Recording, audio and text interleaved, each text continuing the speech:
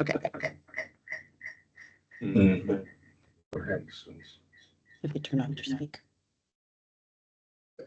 Should be good now. But Okay. I turned off my speaker, but we have a speaker that Somebody speak. Yeah, I turned down mine as well. So somebody need one. We have somebody talk.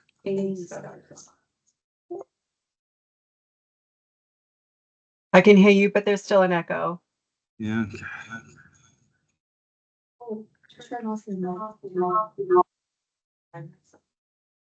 Can they hear us?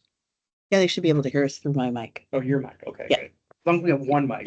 Is Yeah, that we got you. No. No. Yeah, that's Okay. perfect. All right. Well, All right, well, as it is, I would like to call to order the August 9th meeting of the Capital Projects Advisory Board. And the first item on the agenda is a roll call All right. Bill Foster, here. William Messner, Here. Ben Kaiser.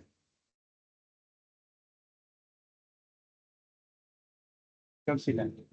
Kristen Rutherford is excused. Robert Chandler excused. Bruce Johnson. Present. Cynthia Wagner. Here. Okay, that's enough for a quorum. So we are prepared to go. We have resolved. Is it working yet? No. No. Right, so that's where we left off. So it's All been rebooted, so you rebooted the system.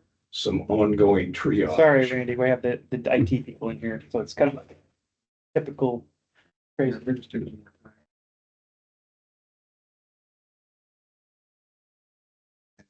Start fresh. Should we just let Randy go? Because he's got an appointment, we're thinking. Try reinviting the what, should check back in dashboards and stuff first. I'll be right back. I'll be right back there. You go to the back. You want Randy just to go? Yeah. Okay, Randy, why don't you just go? Okay. Even though there's this stuff in the background, just because I know you have short of time. Okay.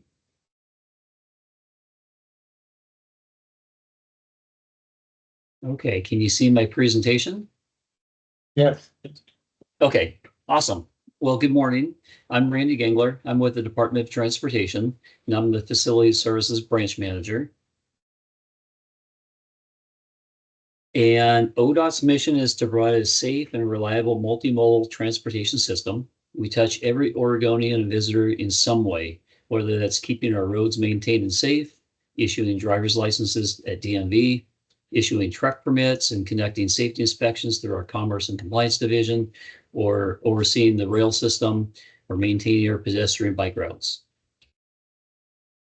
To adequately maintain Oregon's transportation system, we have facilities located statewide. We manage about 1,200 owned buildings on about 450 sites. Plus, we manage about 100 lease facilities too. This map shows a high-level view of the ODOT sites, grouping together the number of buildings in each area. So our 1,200 buildings gross about 3.4 million square feet. Our current replacement value for all buildings is estimated at 1.2 billion. There are 371 buildings with a CRV over 1 million, representing about 83% of our total replacement cost. So the majority of our buildings are smaller structures with lower replacement values. And also as a note, the replacement value only captures the cost of the buildings and does not include the value of any assets associated with our grounds, such as utilities, parking lots, landscaping, etc. We don't have replacement values established for those items at this time, so we realize that we're underestimating our overall CRV. This shows a breakdown by building type. We have 102 maintenance stations all across Oregon. And each site having a primary building for the crew with a heated bay for vehicles, along with typically 3 to 8 other smaller support buildings on each site. And in addition, we have 66 office buildings as well as the state radio tower sites. We have safety rest areas. We have scale houses weighing trucks. We have employee housing at our rural maintenance station locations. And about 40% of our buildings are non-heated. They're salt sheds, sand sheds, or other storage buildings. So for several years, ODOT's been forecasting a revenue shortfall. I don't know if you've been watching the news lately, but in 21-23, we began reducing our spending. Yeah. In 23-25, implemented a 10% budget reduction across the agency. Our major maintenance funding for our, building repairs was reduced by 40% this biennium. And unless ODOT can increase our revenue or get additional funding from the legislature, we're looking at up to a 30% reduction in 25-27 to compensate for a $350 million shortfall. So ODOT has 5 different funding streams for facilities projects. As you can see, our estimated spending for 23-25 has dramatically decreased due to our revenue shortfall ODOT's facing. The projections for 25 and 27 are similar or even lower. We're planning for the worst, but hoping for the best. So therefore, we've decided to hold off on all new capital construction projects and just wrap up the 3 currently under construction. The next capital construction project on our priority list is completing the phase 2 of our South Coast Regional Seismic Ready Facility in Coos County. We're just wrapping up the site work now. We're hoping to request additional funding limitations for the buildings phase in 27-29. ODOT uses capital improvement funds for new structures and major improvements, and we use our major maintenance for all standard maintenance and replacements. Due to reductions in both major maintenance and capital improvement for 25-27, ODOT has made the decision to not construct anything new in 25-27 and spend all capital improvement funds on the highest priority building repairs. We have identified 47 roof projects, 57 HVAC projects, and 7 interior or exterior envelope projects that are critically needed. Our desire is to continue replacing buildings that are obsolete, but with our current reductions, that just isn't possible now. Our tenant funding will most likely decrease as well, and with ESB funding remaining flat, the 25-27 biennium will most likely be just taking care of the emergencies and critical end-of-life replacements. All other deficiencies will be deferred for another 2 years at least. So through the conditions facility assessment process that started in 2017 with DAS and Faithful and Gould, along with ODOT facilities conducting our own assessments, we now have a list of over 3,500 identified deficiencies in 719 buildings totaling $485 million. About 39 million of that is either past due or needed now, with the remainder needed over the next 5 to 10 years. Even though our FCI for immediate needs is low, because of our decreased funding, most of these deficiencies won't be completed next biennium, therefore pushing them off into future biennia.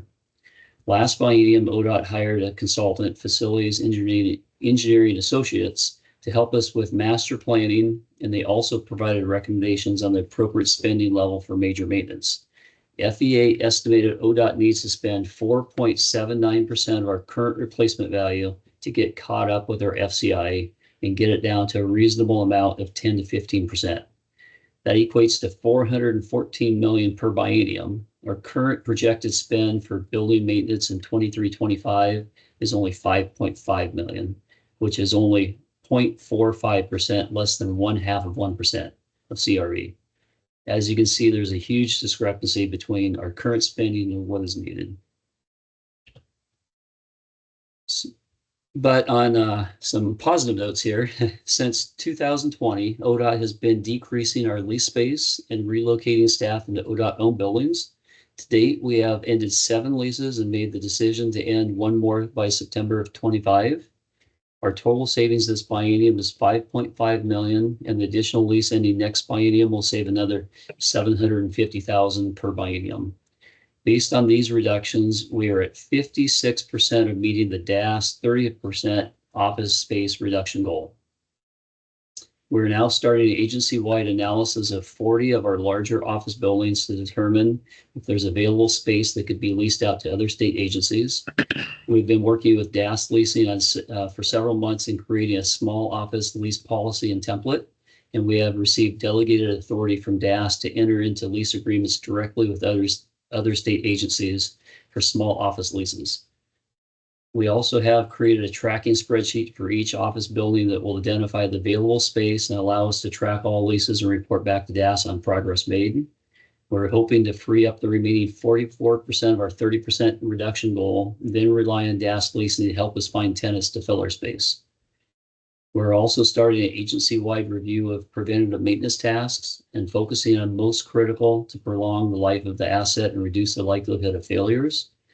We don't have the staff or funds to complete all PMs. Therefore, prioritizing what we do is key to maintaining our assets. And as mentioned earlier, we had FEA help ODOT create a prioritized master plan for replacing our aging facilities with the top 12 project cost estimates summing over $400 million. Currently, this is on hold, but hopefully we can formulate a project funding strategy for the 29-31 biennium. Our buildings continue to get older and more fall into the functionally obsolete category. So ODOT definitely needs to continue replacing these to keep up with their maintenance station needs. And ODOT has several strategies to help mitigate climate change issues across our facilities. ODOT has received federal funding to install electric vehicle charging stations at 7 locations across the state in Bend, LeGrand, Ontario, Lakeview, Corvallis, Roseburg, and Astoria by 2027. Planning is occurring now and installation will happen during the 25-27 biennium. These locations and charging station types have been strategically selected to ensure ODOT can effectively transfer to an all-electric fleet in the future. ODOT continues to meet or exceed SEED requirements and when designing new structures, remodels and retrofits. And when it makes logical and financial sense, ODOT also considers all electric building conditioning. We have a few projects in the current biennium in which we're switching the heat source from natural gas to electric in the form of VRF. We'll continue to pursue these types of retrofits in 25-27 as these HVAC projects arise. ODOT has also enrolled in 728 electric meters in the community solar program through PGE and Pacific Power. We have a total of 5,900 meters that are eligible, so that's only 12% now, but we plan on continuing to enroll these in 27 and 25-27. And our goal is to have 100% eligible meters enrolled in community solar by 2030. And we also participate in the Strategic Energy Management Program with Energy Trust, and we'll continue this next biennium, looking for opportunities to incorporate other buildings.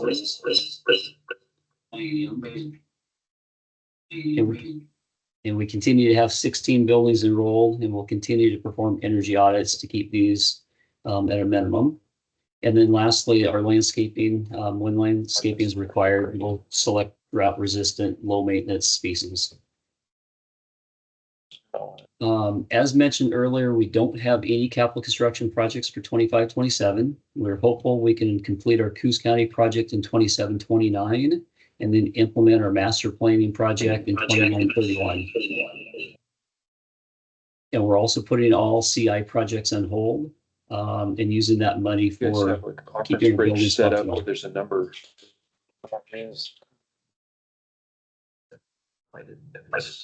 You can try that too.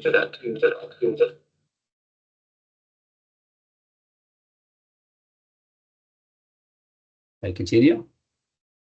Yes, please.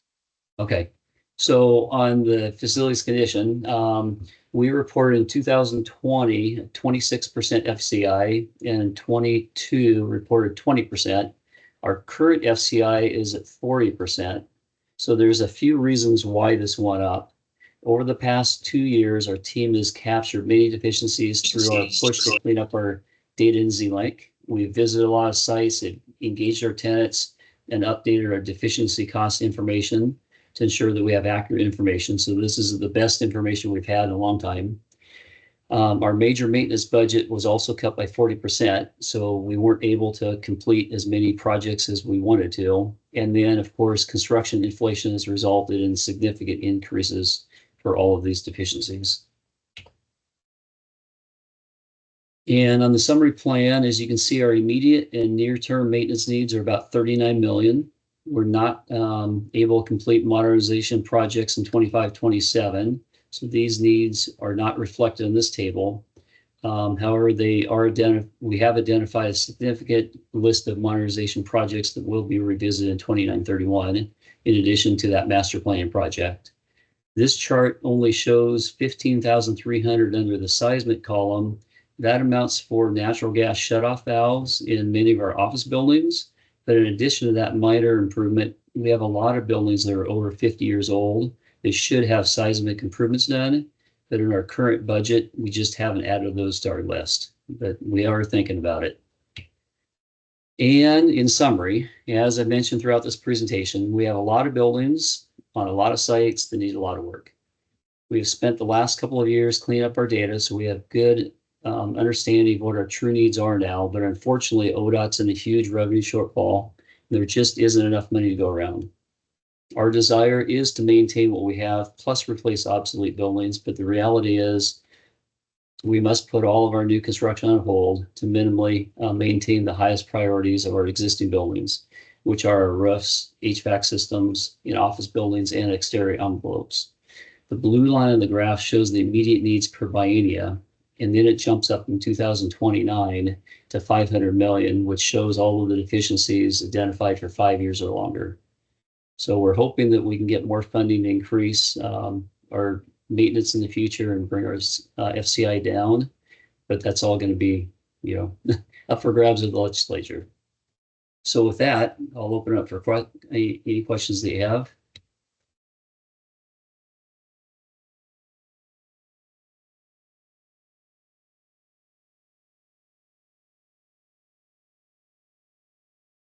I'm not hearing anybody talk.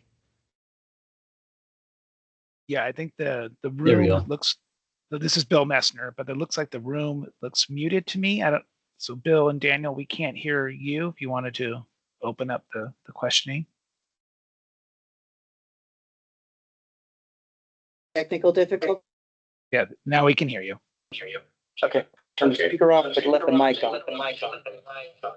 And now we got a little bit of an echo.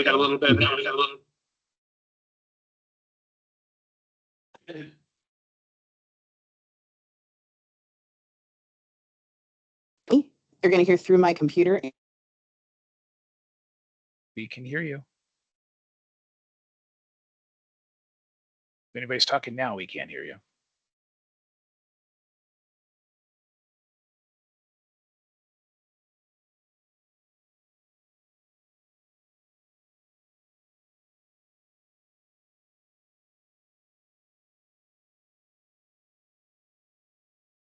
Yeah, I'm not hearing Bill. Yeah. I have one question. I mean, while they're figuring that out, is there a risk to the facilities? I know you're going after the high priorities and you had that 500 million bogey, but is this strategy putting the assets at risk? I'll just leave it at risk, and then risk is a large defined term. I know it's our undefined term, but is that, I mean, what risk are we, with this approach, what risk are we facing? Is that bogey of 500 million going to just be $1 billion because we just can't do our maintenance? It definitely is going to increase. What we're focusing on right now, we went through all 3,500 deficiencies and prioritized the roofs, HVAC for offices, and the exterior envelope. And we're hoping that will decrease the risk for, water intrusion and that sort of thing with failures. But it's obvious that if we're not keeping up on maintenance, it's going to get worse over time. So at some point, ODOT has to invest more in maintaining our buildings.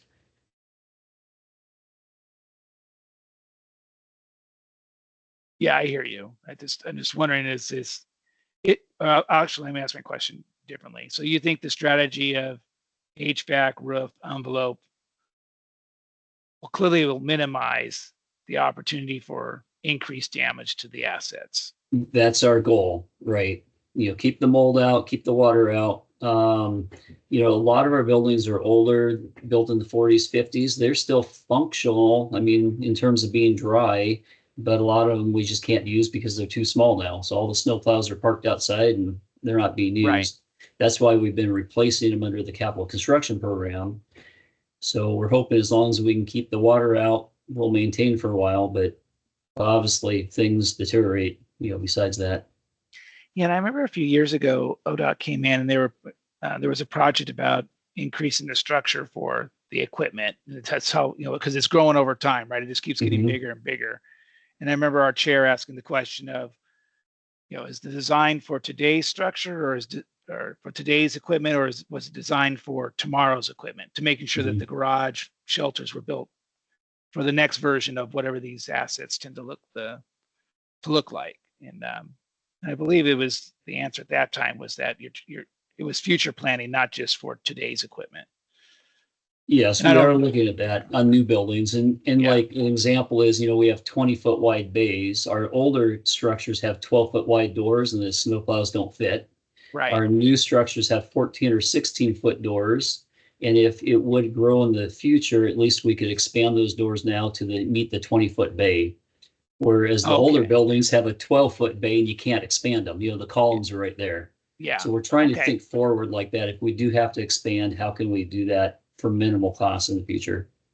okay, good. Thank you for thinking that way. And we also are looking at, we have several roof replacements right now where we're looking at putting on a 10-year coating for like 25% of the value of the new roof. So we're buying 10 years for a very small price rather than, 25 years for the full price. So we're trying to kind of gain some ground on roofs like that, but knowing in 10 years, now we're going to have the full replacement. Right. But at least this is buying us, 10 years for only 25% of the cost, which is a good value. Great. Okay, let's see if Daniel and the hub are back. Or are there any other questions? Bill asked the Any- question. That's what was my question, prioritizing. That's Yeah, all. I yeah, don't have any yeah. additional. It sounds as if all you can do is limp through this biennium and Mhm. hopefully things will change. Right.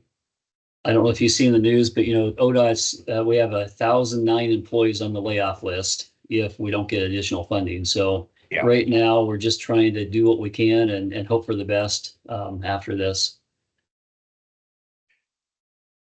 Well, I guess all we can say is wish you well. Well, thank you. Yeah. Thanks, Randy. Okay. Yep. Thank you. Sorry I wasn't in person. I have a training that I'm going to in Kaiser, so I didn't want the Yeah. travel time, but I appreciate being flexible. Well, and we're all a little bit handicapped here Mhm. with the system. Okay. So we're trying to do our best. Okay. Well, thank you. Have a good Thank day, you very everybody. much. Okay. Bye. So, Daniel, who's next? You say there was, okay. All right. Very good. Daniel, I see your lips moving, but I can't hear you. That's because if we have more than one microphone on in the room, then you get the reverb. Yep. Just want if Daniel was saying anything important, I just wanted to make sure he. No, nothing Yeah. important, just me spinning around trying to figure out how to. Make everybody hear the room. Okay. So Tracy, I'll go ahead and mute myself and you can. Yeah. This is corrections. Uh-oh. Now we got a maybe we. Okay, can everyone hear me? No echo? I gotcha. You guys can hear me. All right. My name is Tracy Wilder, and I'm here on behalf of the Oregon Department of Corrections, and I am the Facilities and Distribution Services Administrator.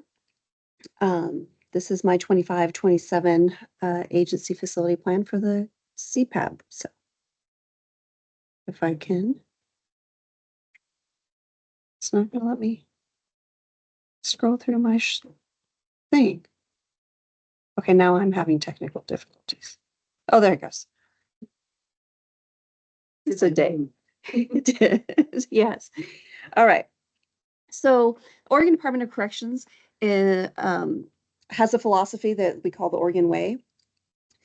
That philosophy is where prison culture is transformed by improving correctional staff wellness and skills with a goal to improve employee health and wellness and reduce the use of segregation of our adults in custody by transforming environments inside correctional facilities to be more normal and humane. The program has focused efforts on helping the adults in custody positively change their lives and become better neighbors. Destination 2026 is how the Oregon Department of Corrections will implement the Oregon Way. Destination 2026 is the agency's 10-year strategic operational plan with the goal of the Department of Corrections to become the public safety employer of choice with innovative employees who transform lives.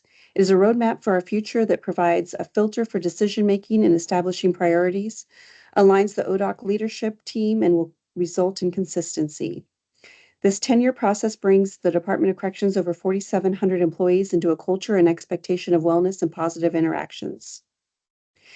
DOC manages and maintains 12 prisons and related facilities across the state. We own 328 buildings encompassing approximately 5.52 million square feet of space with a replacement value of $2.68 billion. Our institution facility operations are administrated by local physical plant managers and their staff. Physical plant budgets are generally limited to operational costs and minimal funding for routine maintenance out of the general fund. These budgets are generally insufficient to address the deterioration associated with the 24-hour, 7-day-per-week facilities, aging physical plants, and the various types of construction material and systems used in older facilities. The Department of Corrections relies on capital renewal deferred maintenance funding to address the backlog of maintenance needs at these institutions. Capital renewal deferred maintenance funding has historically been insufficient to keep up with the maintenance needs, and as a result, the deferred maintenance has continued to escalate. The Department of Corrections 10-year strategic plan supports the agency's overall mission, purpose, and strategic goals. It identifies significant factors influencing the agency's facility needs and addresses the agency's long-term needs and capacity. In 2018, the Department of Corrections received feedback from the Capital Project Advisory Board that we needed a more comprehensive plan for addressing and reducing our backlog of deferred maintenance. We took this to heart and solicited for a consultant to review our portfolio and provide us with a 10-year strategic plan. In February of 2020, DLR Group Architecture and Engineering was awarded the contract. The plan was developed to provide a comprehensive understanding of the needs of the Oregon Department of Corrections facilities and determine appropriate responses for long-term use of existing facilities, considering current and future capacity needs and conditions. Excuse me. In 2023, this 10-year strategic plan was amended to provide an even greater comprehensive understanding of the needs of Oregon Department of Corrections facilities and determine appropriate responses for long-term use of existing facilities, considering current and future capacity needs and conditions. DLR Group developed options for consideration and made recommendations. This 10-year strategic plan update was developed to provide a response to several changes the Department of Corrections made during the 2020 to 2022 timeframe. DLR Group interviewed stakeholders, reviewed budgets, and adjusted priorities to develop this amendment to the original document. A full facility condition assessment will be completed in 2022, which will properly identify and prioritize deferred maintenance needs. An additional assessment of all the Department of Corrections HVAC systems has been completed in 2022, and dedicated funding will be sought to begin to address the repair and replacement of items which are contained in that report. Just for your information, the design of that is $139,421,244 in today's dollars to update our HVAC across our 12 institutions. If not done today, it is estimated to be $209,131,866 in the next 5 years. And that does not include any improvements to the envelope of the buildings. DOC does not have the workforce or capacity to accomplish this degree of work in one biennium, so intends to request this funding be spread over the next several biennia. Our portfolio facility condition index.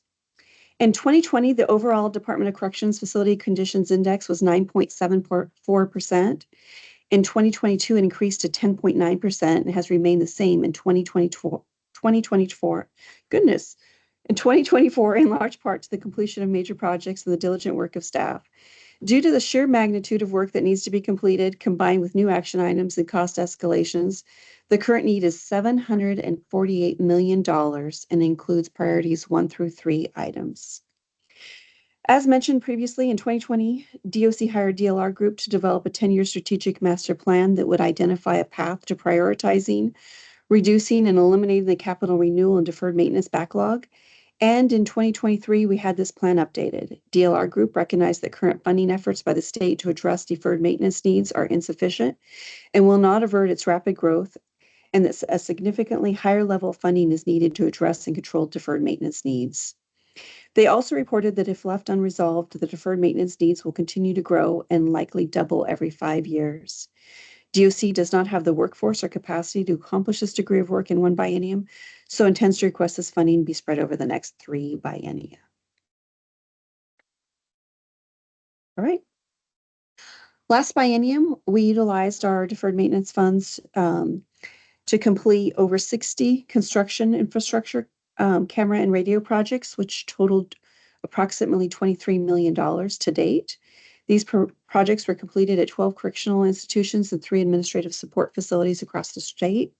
Great strides are made every day to address the deferred maintenance needs list. In the last year, we were able to begin and continue to make improvements to institutions as seen in these and following photos, capturing improvements to domestic water heaters, deaerator tank replacements, door controls, roof replacements, radio towers to just showcase a few. So, Two Rivers Correctional Institution, we replaced the domestic water heaters. The facilities condition index for this facility that was constructed in 1998 and houses 1,568 adults in custody is 14.6%. At the same institution, we replaced the roof. Excuse me. Santiam Correctional Institution, we also replaced the boilers. Santiam Correctional Institution is 98,662 square feet, and it was built in 1946 and has a facility conditions index of 12%. So,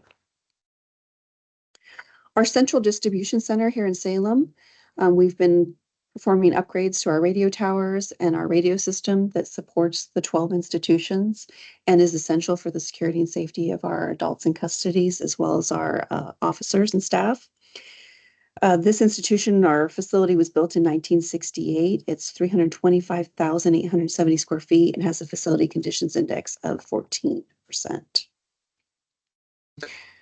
We used part of that $23 million to upgrade the boilers at the Columbia River Correctional Institution, which was built in 1990, has a total square feet of 122,577 and a facility condition index of 19%, which is fairly high. Santiam Correctional Institution, we did some waterproofing of the exterior. This institution was built in 1946. It is 98,622 square feet and has a facility conditions index of 12%. So, facility plan summary, capital renewal request for our next biennium 25-27. The maintenance budgets for DOC facilities are generally insufficient to address the deterioration associated with 24-hour-a-day, 7-day-per-week institutions and related facilities that range from 12 years old to 150 years in age. The various types of construction materials and systems used in older facilities compound the challenges of preserving the useful life of these assets. The Department of Corrections is requesting $70 million to address items in 11 categories that include roofs, HVAC, plumbing, electrical, building elements, hardscaping, communication and security systems, hazardous material abatement, infrastructure, architecture and engineering, and fire marshal required repairs. The Department of Corrections will also be requesting $12.9 million for wireless communication systems upgrades. Some major projects that we hope to finish include improvements to Coffee Creek Correctional Facility's kitchen waste, an estimated $340,000. Coffee Creek Correctional Facility was constructed in 2001 has 502,392 square feet of space with a facility condition of 10%. We need to re-roof the Eastern Oregon Correctional Institution, which was constructed in 1913. Its facilities condition is 17%. We estimate that this will cost us $2.7 million. The Eastern Oregon Correctional Steam Tunnel, again, this facility was constructed in 1913. We need to replace the tunnels. They are deteriorating and falling apart. Re-roof of Oregon State Correctional Institution. This facility was built in 1959 with an FCI of 24%, an estimated budget of $2.7 million. This project here has started this biennium, but it will take a considerable amount of time to finish. Oregon State Penitentiary was constructed in 1865. It has an FCI of 17%, and we're replacing the A block repipes, and there's a considerable amount of asbestos, lead paint, and issues that go along with that. We've had to displace the AICs that were in this block to another part of the institution, so it's very costly. So $2 million budget. The boiler upgrades, $1.5 million. And that's it. Quick question. Any questions? Yeah, a quick one. On the photos, sometimes it looks like it's, One is the oh, wait, 10.9% FCI to where you're landing. With the new investment you propose of 70 million, Mhm. where will you be on that FCI? I don't know what progress we'll make on that. We are in the process of doing an RFP to do a brand new facility conditions assessment for all of our institutions. Unfortunately, $70 million will barely make a dent in our deferred maintenance needs of over $700 million. So as we replace a roof or a boiler, there's another institution that the lifespan of those are coming due. And so we just chip away at what we can and try to make a difference and keep going. So your master planning effort wasn't tied directly with a set concurrent facility condition. Those might have been Yes, it's two different activities that you were progressing and determining the highest. Might seem that. yes. Yes, our physical plant managers were the institution. We have a smart sheet system where they identify like, hey, we've got a hole in the roof that you weren't aware of, and this is an emergent need. And so then we address all 12 institutions, see where we're going to reprioritize to fix that roof that needs repair, replaced at that point in time. So. Is there anything in your master plan, or is there any conversation about a new facilities? I'm sure that would be. I was kind of hoping that we would be presenting a plan. Our new director, Mike Reese, the first time he walked through Oregon State Penitentiary, was built in 1865. He identified a need to replace that institution. It's aging, and the facility itself is not conducive to supporting how we want to support our adults in custody in 2024 or going forward. So we're just at the beginning stages of talking about that, trying to pull together a little bit of money to do a feasibility study to construct a new maximum facility on land that the Department of Corrections already owns. So hopefully next biennium we'll be coming to you with an ask or a presentation regarding the replacement of Oregon State Penitentiary. So those are our hopes. But so replacements for sure, additions, but it's for planning for more at No. this point, more capacity at this point. Just a follow-up to that, would that mean abandoning that site? We're just beginning to talk about it, so we don't know what that would look like. Okay. But possibly.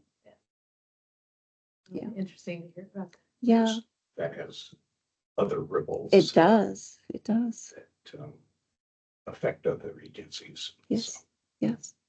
We anticipate if we were to go down that path, 10 years. yeah. Yeah. Yeah. So.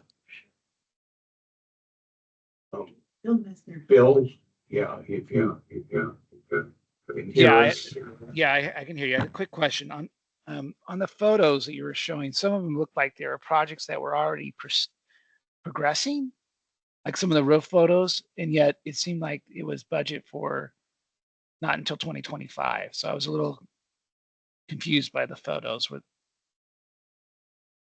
And the OSP pipe project has started and it will cost several bienniums to complete because of the asbestos lead abatement and the relocation of AFC.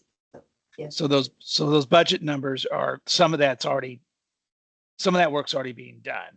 it started, yes, this one. Yeah. Okay. And the same with like the roofing photos as well. Yes. Okay, thank you. So just a kind of question from a more global perspective. Years ago, the superintendents had a lot to say about what went on in their institutions, sometimes for the good, sometimes not. And is this now getting to a more centralized management of the facilities? You know, I think the superintendents still have a lot of say in what happens in their institutions, but I think it would be appropriate to say that if there's a lot of collaboration. Yeah. Each institution has a physical plan that has a manager, electricians, and some majors, whatnot. And we have a facilities division within DOC. We have established these smart sheets. We meet with the physical plants and superintendents on a regular basis to prioritize their maintenance needs, along with what we've identified through the I plan, the I plan soon to be Trivika, and our new facility condition assessment. So it's a balancing act, identifying priorities, meeting people where they're at. And there is a very concerted collaborative effort that goes on between central administration, the superintendents, and the physical plant managers to make sure we're meeting. Good, thank you. Any other questions from anyone? Thank you very much for the presentation, Tracy, and we'll appreciate it. Thank you for your patience with the technological issues. And I think, the assessment that you are planning for 2025 will be a very useful piece for you. We think so too. Yeah.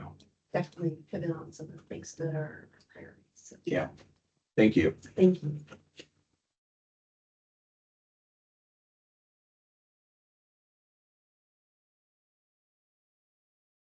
Okay, we programmed a little short break. Yeah. Use the And who's next? gas. Yes, okay. Thank you. Here's how Thank you. weekend. Yeah. Enjoy Have fun at Disneyland. Thank you. My grandson's at home ready to go. Oh, Yeah. I bet.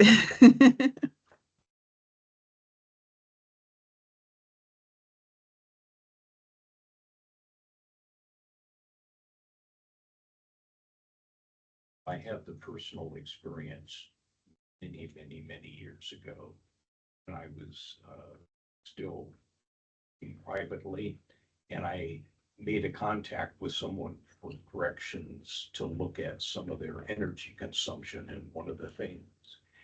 And I went out and met with them, and then quite apologetically, the gentleman that had contacted me, and he initially said, the superintendent doesn't want any consultants out here. Gee, I wonder why. I can't imagine. Good morning. I'm good. Nice to see you. You too. You can sit there. You've been over there. Yes. Busy. So I just, Yeah. You're gonna go see you. Good to see you. Still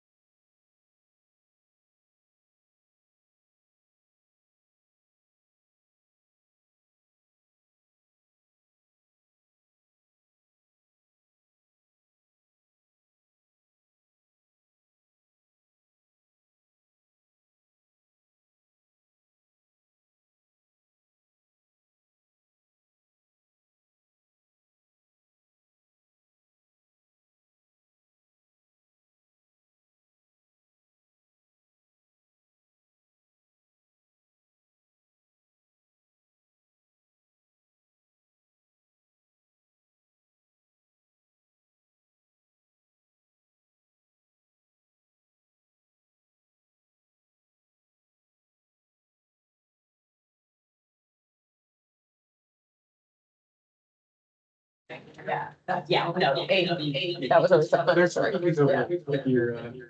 Thank you. Sorry, that's me.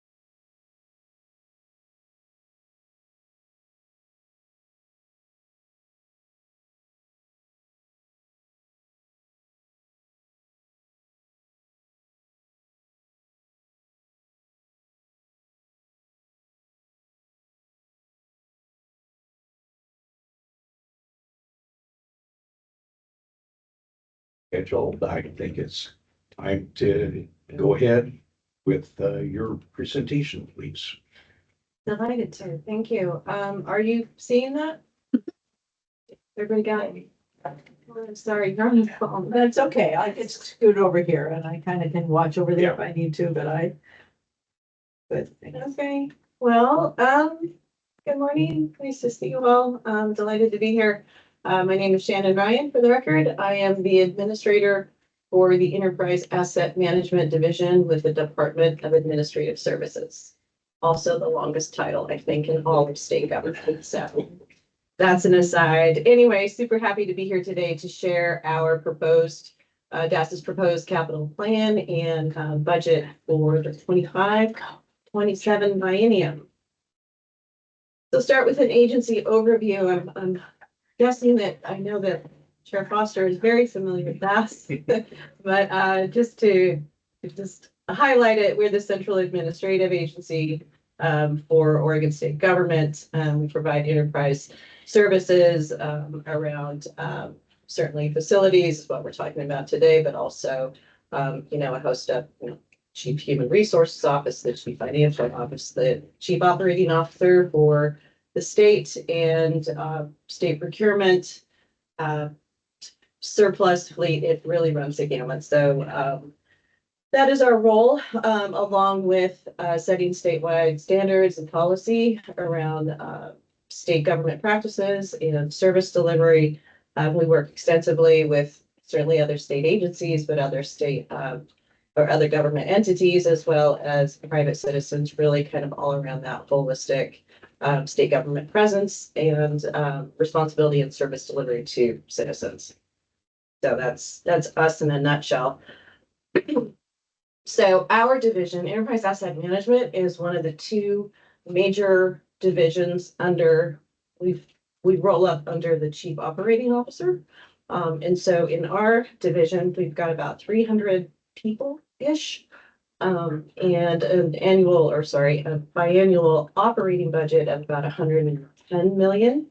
Notwithstanding that's outside of our capital construction. So the programs we have are the statewide fleet, as well as parking, which is not my favorite program. I'm going to say that for the record. I do love fleet. We've got about 4,000 cars statewide, and really working on that in the new, hybrid model, which is going to be the theme of the day here. But anyway, so the fleet, then facilities, which is, operations and maintenance, our real estate services, as well as construction project management, and then custodial. So it's really kind of the full suite of facilities property management. We also have surplus property, probably the most fun spot in all of state government, because you can find just all kinds of random stuff there. That is the personal property. We have both a state and a federal program for that. We also have capital planning. You might remember Jeremy Miller. He was here last year. He had the nerve to go on vacation. So you get me this year, but he is our capital, long-term capital planner. That's a quasi-new position in asset management, but it has just been a game changer for us to have somebody who's really solely focused on, the long view, the investments, and really making all of our appropriations work as efficiently as they possibly can.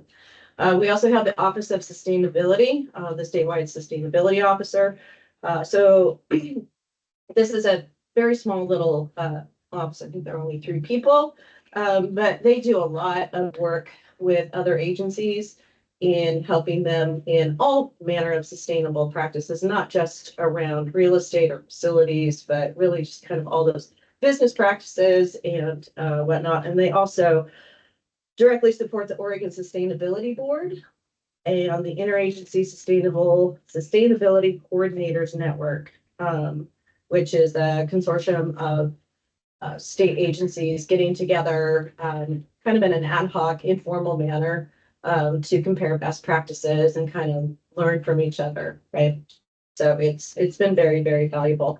We have planning and construction management. So these are the folks that actually oversee our projects. That range from deferred maintenance to, very large holistic renovations for buildings. And then real estate services. They are a team that super high energy team.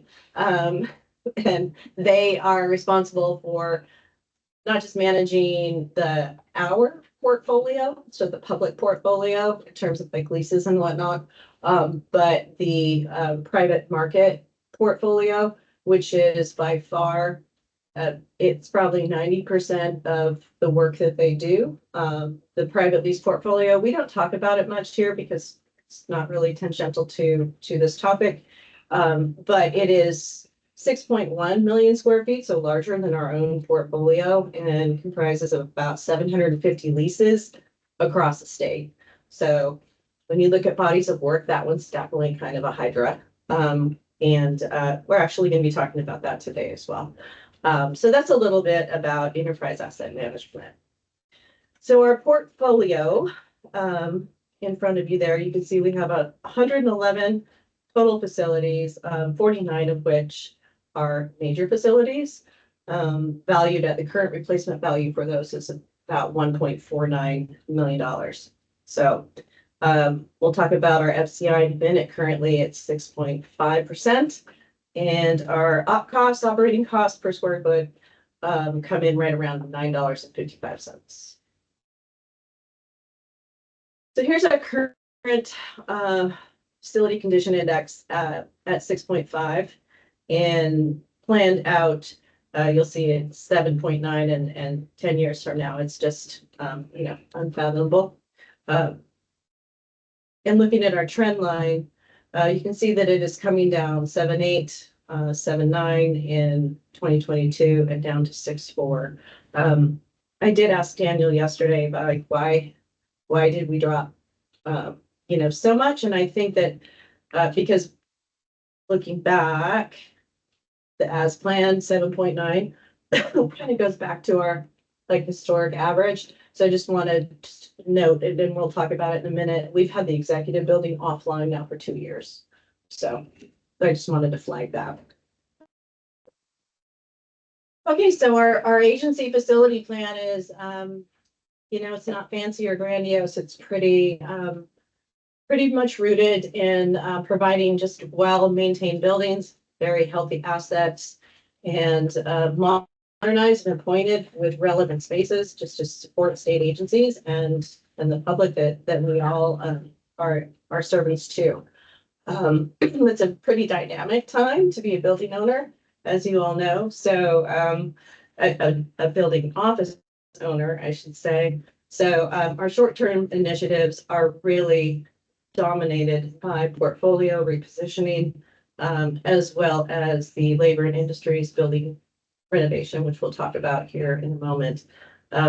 We also have an opportunity that was handed to us legislatively via House Bill 3409. That is a very large bill encompassing just myriad topics and really every commercial building within the state of over a certain size, including ours, public buildings as well. So if you are curious, you can go and read up on it. You'll see that DAS is mentioned in this bill as being responsible for a couple of things. One is to develop statewide sustainable construction guidelines, which we are currently working on anyway. So that's fortuitous. That should align well. The other piece is to act as the repository for statewide facilities condition assessment information for the state of Oregon. So our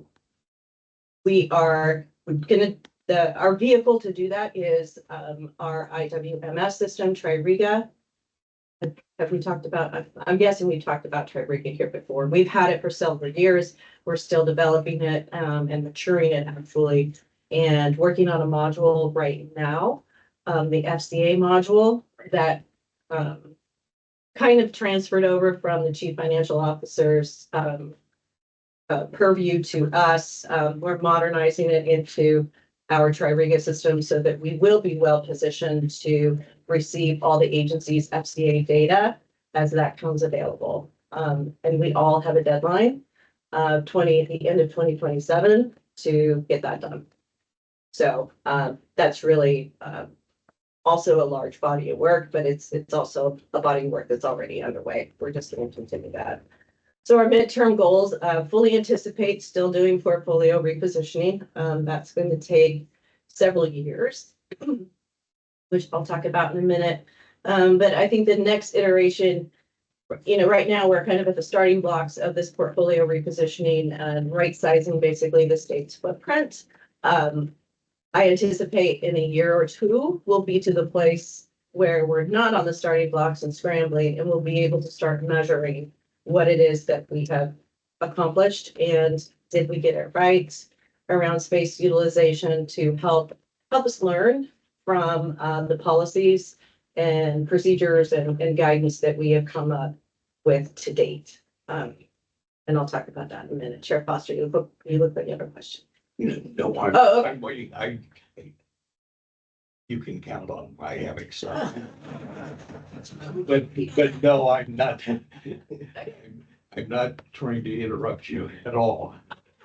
Just, if you have questions, I would just, feel free. So midterm goals, yes, still focused on portfolio repositioning. And then also, if granted, we would love to be able to facilitate some kind of coordinated statewide approach to EV charging. So a policy option package that you don't see in here that directly relates to that.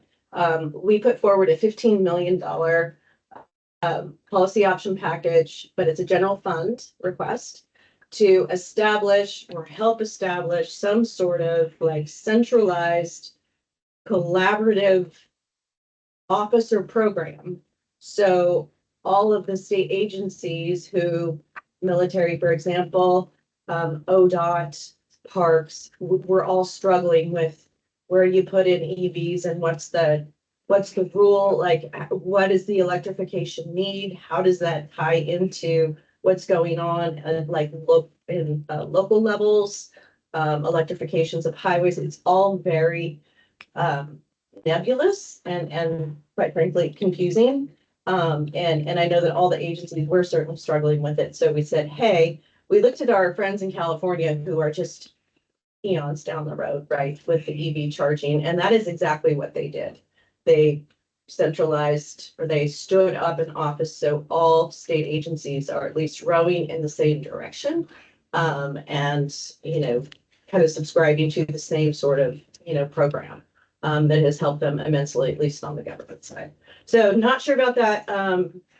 It may or may not make it through the governor's requested budget, but it's out there in the ether right now. And then long-term goals, I think at the end of the long day, I anticipate that we will have liquidation opportunities after we are done with our right sizing. So our strategies are like five different pillars. Excuse me. Our first pillar is our mainstay and just really what our business is rooted in, and that is the business of deferred maintenance. We will continue to invest in our deferred maintenance as we have for many years now. Another piece that we are really going to be focusing in on more and more is our EUIs. And we've got those targets are going to change through House Bill 3409.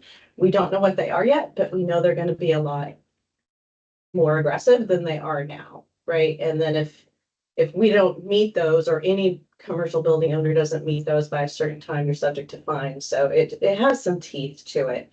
And it also coalesces, those mandates really coalesce with all of the carbon reduction and net zero standards that are already set forth in legislation as well as executive orders.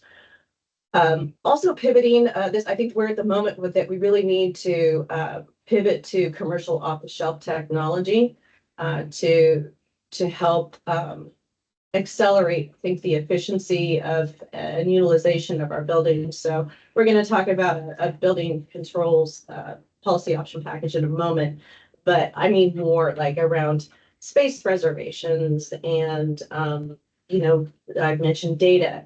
That'll be a technology solution. So we actually have data around our utilization to help inform and really looking to commercial off-the-shelf technology to do that. Densification and modernization really go hand in hand with the repositioning and co-location. So those are kind of two sides of the same coin. So we've got our buildings right now are just quite frankly abysmally empty.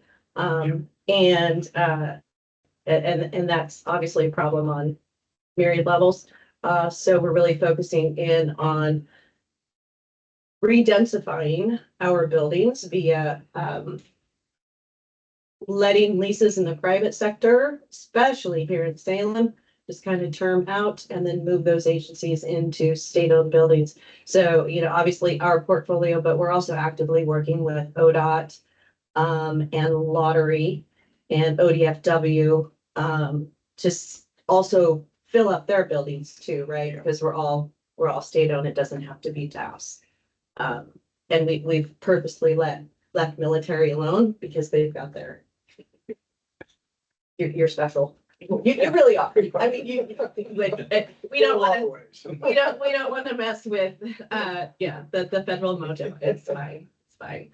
And then the repositioning co-location is part of that. So there's densification, but it's not just cramming agencies into buildings, it's doing it in a thoughtful way.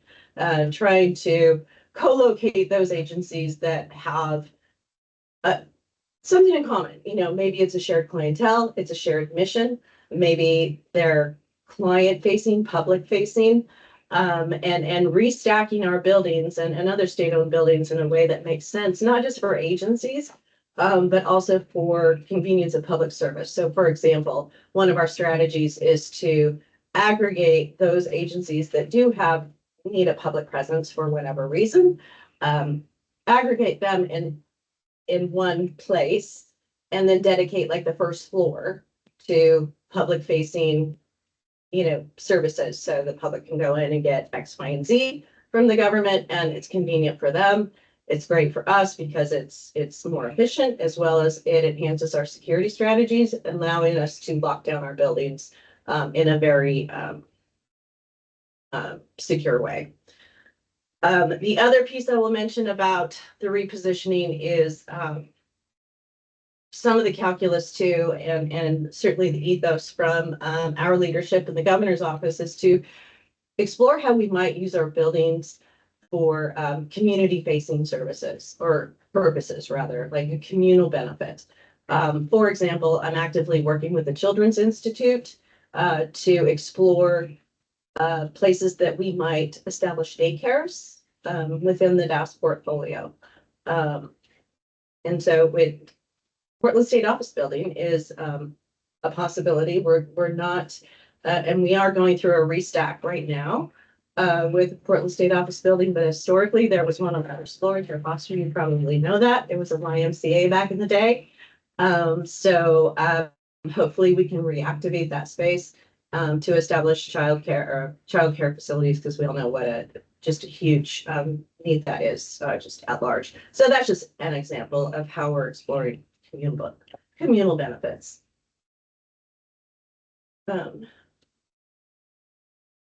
Stuff. Oh, there we go. Okay. So I mentioned portfolio right sizing. Honestly, I could talk for days about this, but I won't.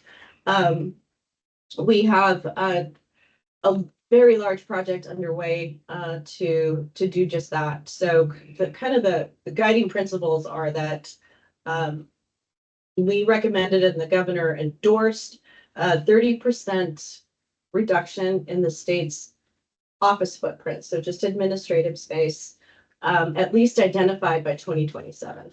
This is predicated primarily on the private lease portfolio that I mentioned just a moment ago. Most of that will roll or term out in the next 3 years. So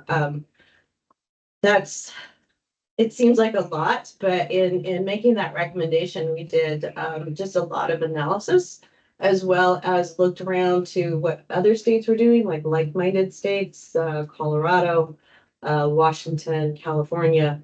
They also have a 30%, as does the GSA on the federal level. So we thought, okay, this probably makes sense, and it'll be an enormous amount. So 30% on a biannual basis on current spend, just present value of the money is about $78 million per biennium. So we feel like we're in a good spot because 45% of the state's workforce is hybrid or fully remote. And so what we've done is we've retracted our historic space utilization policy at the outset of COVID. It was based on densification, and obviously that wasn't going to work. And it remains suspended until June of this year. We've been spending the last year working on a new one for a hybrid workforce. There is a link in here, I believe, at the end of the presentation. You can go to our webpage and you can read that policy and all the supporting resources. around it, but essentially it focuses in on assigned workstations and who gets them and who doesn't. So if you are in the office or on site 3 days or more per week, you are eligible for a permanently assigned spot. If not, then you're going to use a drop-in space. And that includes managers and that includes offices, right? So if you're a manager and you're not in 3 days a week, unless you are a chief of an agency, you don't get an office. Lots of offices for you to reserve when we get our technology online. But it's really, it's not about FTE to, square footage right now. It's about head count. And it's really about, and here's what's really important, that we're working with agencies with is like, you need to know how often your people are coming in and you need to know what they're doing when they get there. Because the space needs to be, real estate's purpose is to support and augment the human condition, right? And that includes working environments. So we really want to pivot to a place where people want to come. They have collaborative space, it's healthy space, it's creative, and it's efficient, and very agile, right? So that's a little bit about it. You can, again, go and read read the tools on the website. Happy to chat with you more about that. I'm stuck again. There we go. Okay.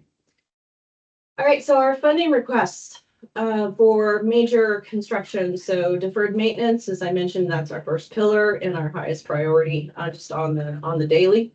So 15.5 million, that encompasses basically MEP and structural roofs, whatnot. We come here every single time asking for deferred maintenance just to keep those lines funded.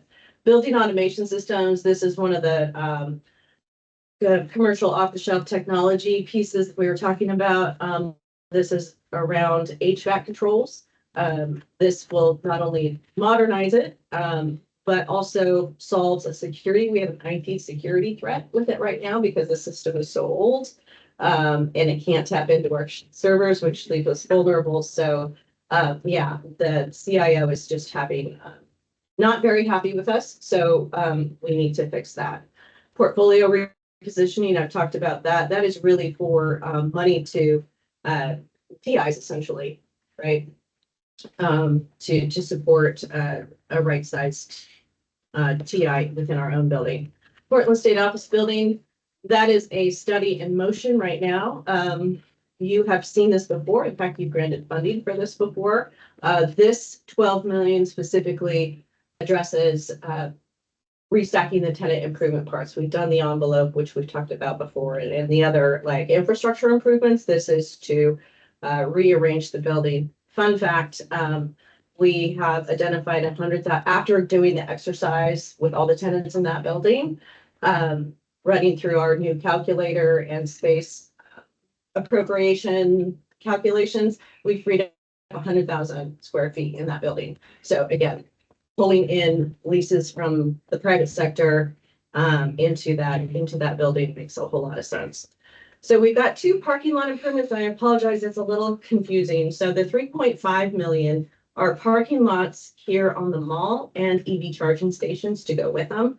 The other parking lot improvements are the parking lots that aren't on the mall that we still own. So out at like Motor Pool and Surplus and whatnot, those don't tend to get a lot of attention and it's time. And then the L&I renovation, which we will talk about in just a moment at $150 million. So I wanted to kind of bring you up to date. Last time we were here, we talked about the executive building. Just a little update on where we're at with that major construction. We're almost done. We should be done actually, I think it's November. This says October of 2022. So the project goal with this was to obviously bring the building back into the modern era because literally everything was end of life in the building. But also use this as kind of another pilot, if you will. Portland State Office Building is a pilot. This one is definitely kind of an experiment to be maybe the flagship of what a hybrid workplace looks like. It's really focused around shared spaces, collaboration, and flexibility. So we're doing pretty well in the budget. We're less than 1% over at this point in time. And these pictures just kind of give you a little kind of a sampling of some of the work that we're doing. So obviously seismic upgrades was a concern. We brought it to life safety, removed the oil tank, activated the garden level. That's funny. It's the abysmal basement. If you were ever in the DAS building before, we're activating that space, putting some light in there, and it's going to become an all agency drop-in with a lot of collaboration space, a gym, showers, lactation room. We also have an patio. You'll see that in the corner there, we're putting in an outdoor space that is accessible through the basement. So, and then of course, bringing the historic pieces, cleaning those and restoring those on the envelope. And then also, since we last met, we completed the North Valley Complex in Wilsonville. This is a picture of it when you graciously helped us. You were instrumental in helping us get that building in a very short amount of time. So we'll always be grateful for that. The picture in front of you, what it looks like now. We activated that building in fall of 2023, which was on time. This is a project that focused around adaptive reuse of this building, as well as resiliency. This is an immediate occupancy building, as well as our vision of one of shared resources. We call it the one state approach. This building is primarily laboratory space, but what we did here is they share lab space. They all have their discrete labs, but those commonalities among all labs, speakers and such, I'm not even going to pretend I even know what that is. But the common backbone for all labs, they share that space. So really brought down the cost for them. We also took the opportunity to use the Beachy Creek fire lumber. We reclaimed some of that from ODOT that we used in the lobby, as well as throughout the building.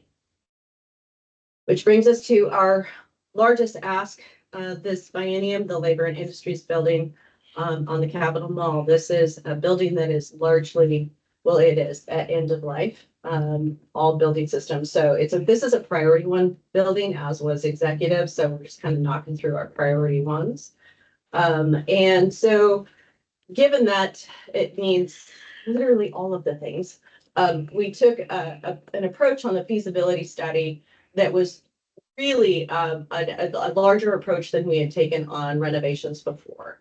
And this is, if we could just shoot the moon and do everything that we are supposed to do through all of these, you see these orders and executive orders, as well as legislation before you, and taking into account House Bill 3409 and what is coming to make this like a LEED platinum equivalent. That was our approach. So the modernization scope is really just bringing up all that, the MEP, the roof, all of that. And then additional features like the purple pipe, right? Reclaiming rainwater and really running the gamut around, solar, battery storage. We'll see. There could be some value engineering down the road. But we wanted to see, what does that look like? And came in at 150 million. Also, be very thoughtful around Executive Order 1711, diversity, equity, inclusion, and belonging. That is something that we always track in terms of the subs of minority-owned businesses and emerging businesses. We do keep LEED scorecards on all of our projects. We just don't apply for LEED. By the way, both exec and North Valley Complex are LEED Gold equivalent. So here's a project breakdown. Services that kind of a wonky title. That is essentially construction services. It's all construction. And you can see the math on alternatives to replace the building on site is 171 million, and then a new building somewhere else on a greenfield is 167 million. So construction escalation, inflation, and I'm sure that you are all painfully aware of. Anybody who builds anything or owns anything is painfully aware of it. So waiting to start on this is, only costs us money, right? 16.79% in 6 years and 42% in 10. Unfathomable. Our construction timeline is all in about 3 years and 44 months. It feels like a long time, but executive building was 2 years. So I guess that tracks. And here's the problem statement. This is what we're trying to fix. And these are the major issues on the left. And then our deferred maintenance right now is at 10.1, and it's only going to get worse in 2030, and it'll be almost 30 million. So it really does make sense to execute on this now. Our current utilization in that building, and I think this is really generous, honestly, 210 FTE average there daily.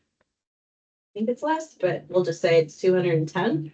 So that's really part of our planning is how is this building going, how are we going to maximize utilization of this building, right? Like we are thinking about any other building that we have.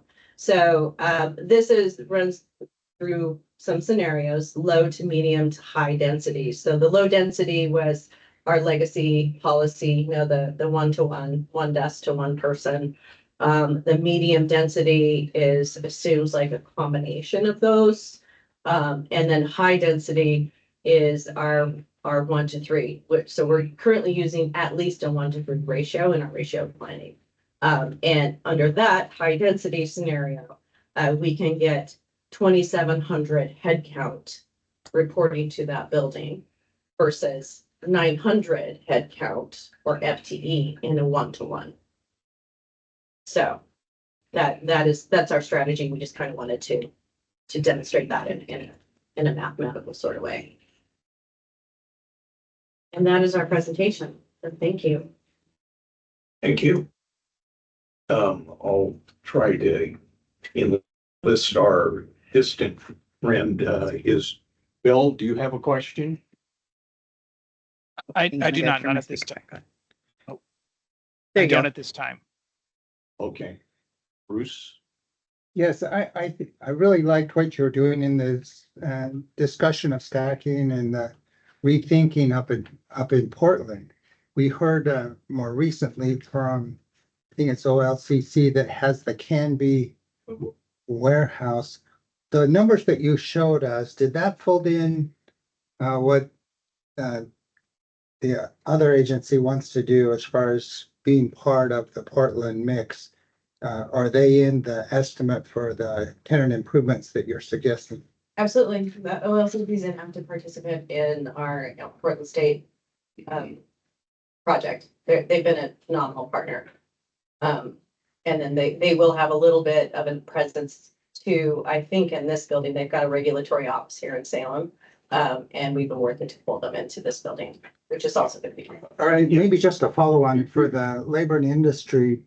Let's suppose that it flies through legislation and they approve the whole 170. Let's say it's a real favorable scenario. Where do the folks go that are going to be working not in that building? Are they all going to have to be working from home or in other DAS assets during the staging? How will that go? Sure. Yeah, no, we will provide swing space for them. So one of the tenants there is actually us because it's our swing space for the executive building. So we'll be moving out at the end of this year, which really just leaves the Department of Consumer and Business Services there. So we will find another place within the DAS portfolio on the Capitol Mall, so we're not too disruptive. to put them. I know they would fit in revenue right now. I'm just throwing that out there, but there is possibility. So that's, as we're restacking the capital and all that is part of our calculus. Make sure they have a home. Very helpful. Questions? Well, bring up your favorite topic, which is parking, which is one of mine. Oh, I bet. What are you doing about that? And with everything else you're doing, do you have any kind of plans? Is it Yeah. increased parking? Your future statement about parking, Yeah. your statement about future parking, put it that way, if you want to. Yeah, so parking is it's interesting. And it kind of, so to your question, we are actually right now aligning our parking policy with our space policy. So if you're there 3 days or more a week, you get a permanently assigned spot. If not, you don't. However, we recently brought mobile pay online Yeah. and, other technology solutions to make it more convenient and really opening up the unreserved and for drop-ins. But you're not adding, I mean, you want to make plans that said, I need new parking garages or for future. Oh, my goodness, no. No, it is, we live with what we've got, that sounds like. Correct. I think that we've got more than we need. If you've ever visited the underground parking structure, it's almost empty. You could rollerblade down Yeah. there and not smack it. Was that way before COVID? No. No. In fact, before COVID, there was a waiting list for Capitol Mall parking that was thousands deep. And just 4 months ago, our parking folks finally worked all the way through it and there's not a one now. Okay. And we're still empty. We do have hanger honors who are still paying for parking, but haven't been here for a really long time. Kind of like we still have people that have a cube that haven't been here for a really long time. So that will help kind of free that up so we can really understand, what is the demand. Our red lot with the real estate building, which is, that's also another conversation for the time, but that's largely empty as well. And also, we're also working with the governor's office around her housing production framework, and DAS has a pretty substantial role in that. And that is one of them is to identify parcels that could be used for housing development statewide, not just DAS, but everybody's parcel statewide. So I know that one piqued their interest a bit. The red lot. It's just a different conversation in the past. I was working with DAS in the hospital in Willamette, like, where can we find more parking? I don't know if that's, we're trying to figure out how can we work together. So it's a different world now. It's a different world. If there are, I have. I'll just applaud all that you're doing. Thank you. Where are you trying to land at this point in time on seismic upgrades? Is it more toward the life safety or somewhere above that, or where? Because I know, like, when we analyzed some of it years ago, the curve kind of goes like as asymptotic. You get to a certain point and the costs start going almost vertical for a very small increment of additional benefit. Absolutely. Couldn't agree more. So the first part of your question, life safety is our target. Yep. So Okay. that is, life safety is executive as Yeah. well as will be Yeah, labor and industry Yeah. building. The exception to that is Wilsonville, North Valley Complex was built to immediate Yes. occupancy. Because that was intentional, because we do have emergency response space there. And we've got statewide labs that are crucial in emergency as well. Yeah. But that's a one-off. Just a comment on the childcare. Probably would be good to check the demographics of the population that you end up in the building, because basically when that was put in the Portland State Office building years ago, it got to where there was no one in the building taking advantage of it. And, you know, if you don't have demographics of people that are of the childbearing age, you know, is that really the right thing? And that's part of why it fell apart. Yeah, okay, that makes sense. And I appreciate the point. And that did come up too. Like, what is the age of the average state worker? And it's honestly, it's getting a lot younger, right? We have a lot of new folk, across the enterprise. But the governor's office wanted to make it super clear that these childcare facilities that we put in are available to the public. They are not dedicated to state workers. State workers are welcome, but it's really about solving the childcare desert, right? That exists in so many communities. Yeah, I know a fair amount about it locally because we just put a childcare in our church. Oh, okay. So it's trying to help address that kind of problem. Yeah. Well, in Portland State, as you may be aware of, has been looking at adding housing to address some of the Portland, the housing study that they published and they've done a nice job explaining the need. And I think the university is trying to align with the city and the state in how they address some of these higher needs that you're talking about. That's wonderful. I'm really grateful for the Children's Institute. They're really plugged into that community and, that policy. I don't really know anything about it. It's been fascinating. So I hope that we can participate and help.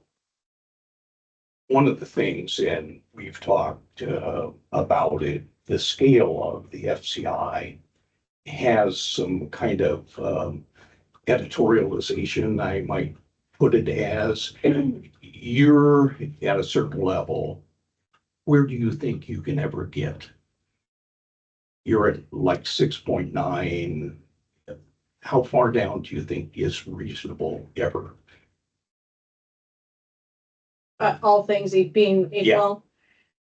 I think that we could probably get maybe a percentage point better, but we're never gonna be like in the green. Holistically, I think we will have discrete assets. They're absolutely that way. But it has seemed to me that scale doesn't recognize that reality.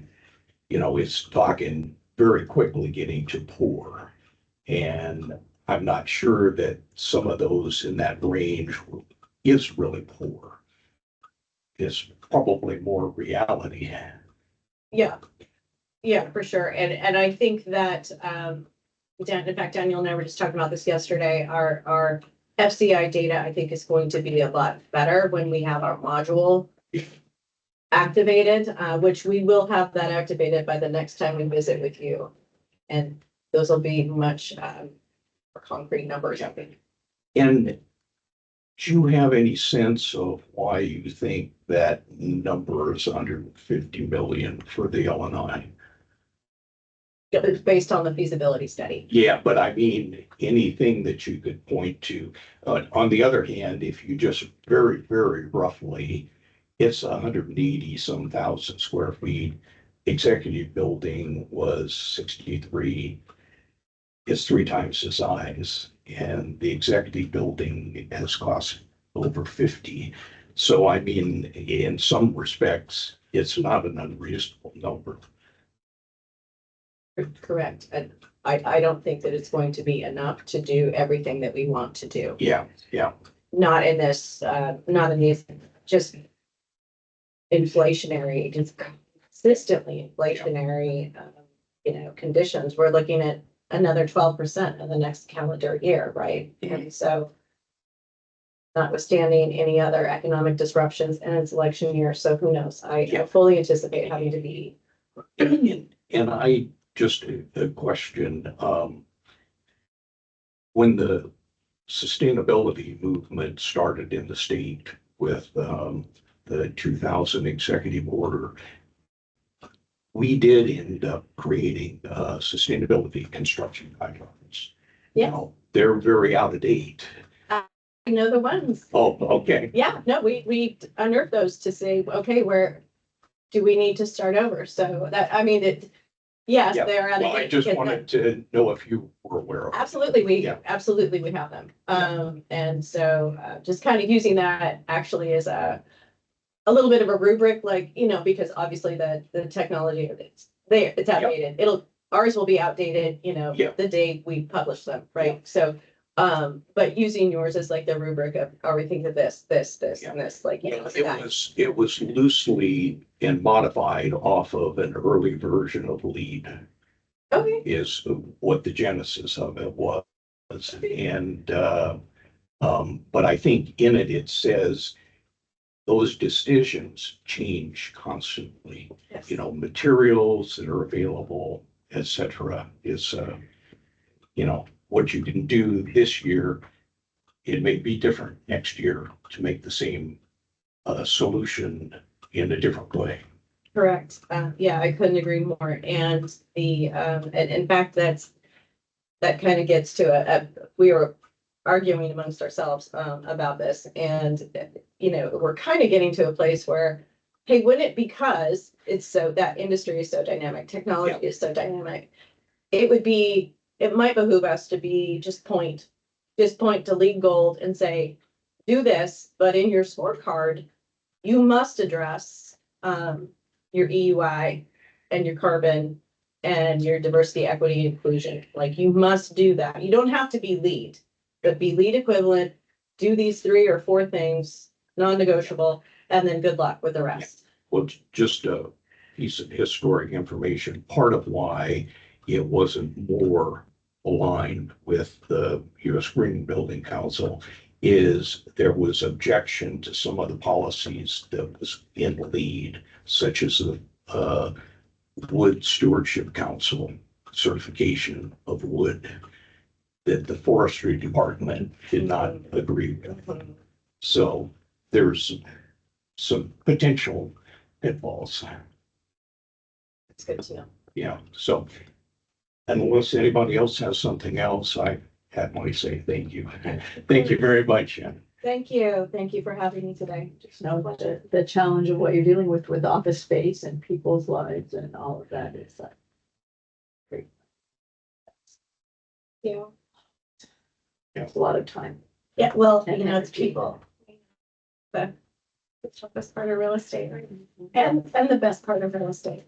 Real estate exists. So, all right. Well, do visit our website. In follow the link, and you can read our policies. And if you have feedback or thoughts, I'd love to hear that as well. Yeah. Thank you very much. Thank you very much. Bye.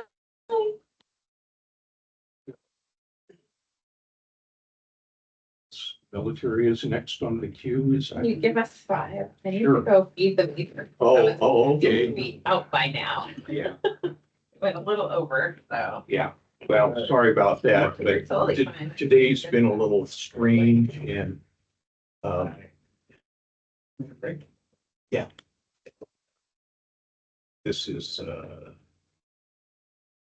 gas is touching a lot of things that Well, I mean, we're talking about a little bit. yeah, we were 20 minutes over, almost 30 minutes over, but I thought that was the coming with the space utilization was overdue because Yeah. of the questions that we discussed. So, you know, it's fine. So it kind of touches a bunch of other things and, you needed to a little better understand what all was going on. So I think it was great, but I tried to stay on the schedule. I think we just needed to make room for that discussion because it's. And my guess is this time we probably will not have quite as much board discussion. Because some of it already happened. Yeah. Yes.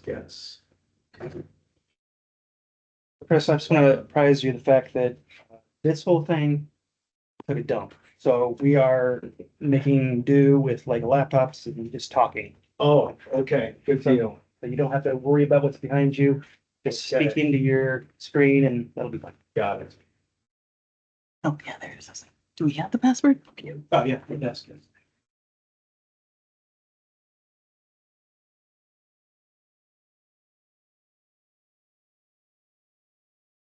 I think the thing that it's difficult for me to communicate to you guys, that there's so many things that are in motion. Yeah. I don't feel like either I know what the status is enough or that it's kosher to discuss something that's in progress. Yeah. But that, policies are something that they go through there, Sure. and then it becomes something where it's has some get some daylight. Yeah. And I think we're at that point where all this stuff that we've been doing in the background, that I know people kind of itching a bit to get some information about, are finally kind of materializing into action. And so it's kind of exciting, and also it's taken a while. Yeah. It was kind of interesting because we're in '03, Uh-huh. we had the same exact thing. We started pulling leases back into Yeah. building space Yeah. and I'm like, oh, deja vu, deja vu. And Well, not, different reasoning, but not on this scale. yes, no, not on this This scale. was really a new paradigm. Yeah. However, ours was budget related, so Yeah. it was like almost a little bit easier because it was like, there was no option. Yeah. Like, Well, the measure, it's not a hybrid. It wasn't a, do you come? Yeah, If yeah. It was like, you're coming back. So the measure 5 glide path, as it referred to, was an interesting difference.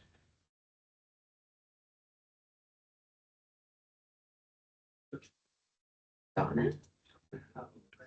There's Debbie. Okay, she No. might be VA. Oh, she might be. Or Deanne. Going to be perfect. All right. So got connected.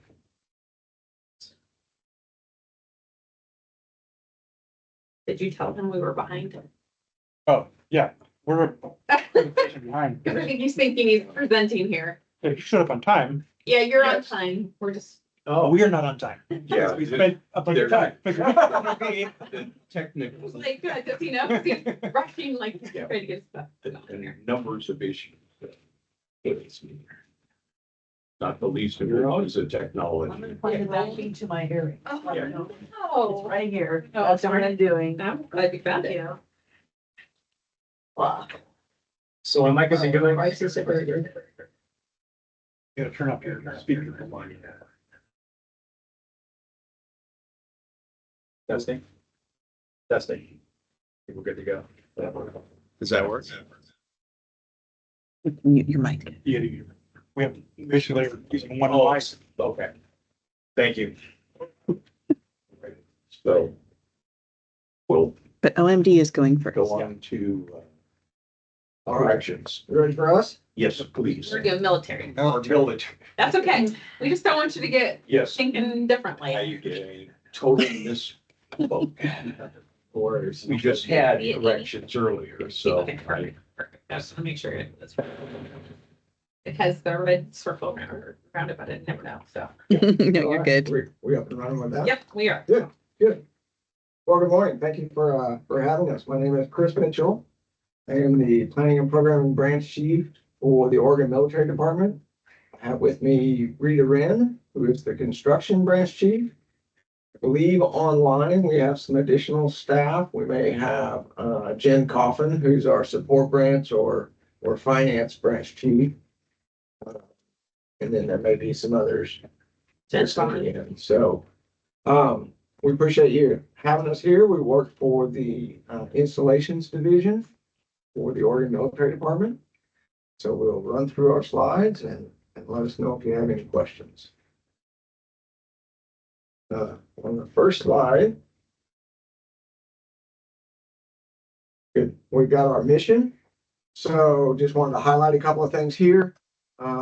We cover both the Oregon Air National Guard, the Oregon Army National Guard, and also the Youth Challenge Program. You'll see most of this presentation is focused on just the Oregon Army National Guard. And that's where we have the biggest impact on facilities.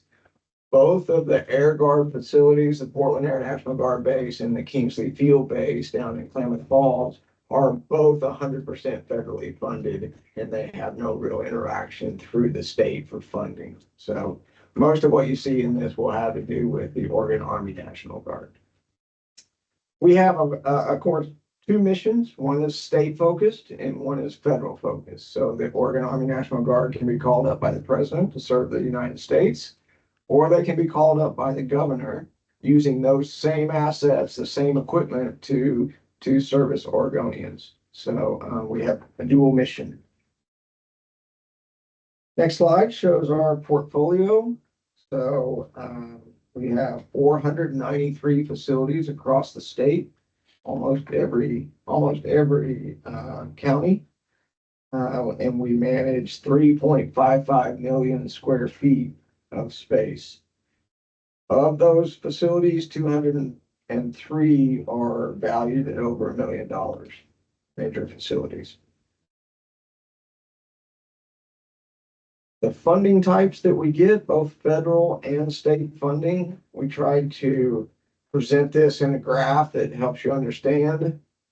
The federal funding on the blue bar chart at 71.3 million last year or last biennium, and 75.5 million this biennium is our operating dollars for SRM or sustainment, restoration, modernization. The next bar on there is our military construction. So those are dedicated by Congress to be spent on specific building projects. So those are specific to a project. And that varies year to year. The gray is the state bond funds, which we've been receiving for also project specific actions.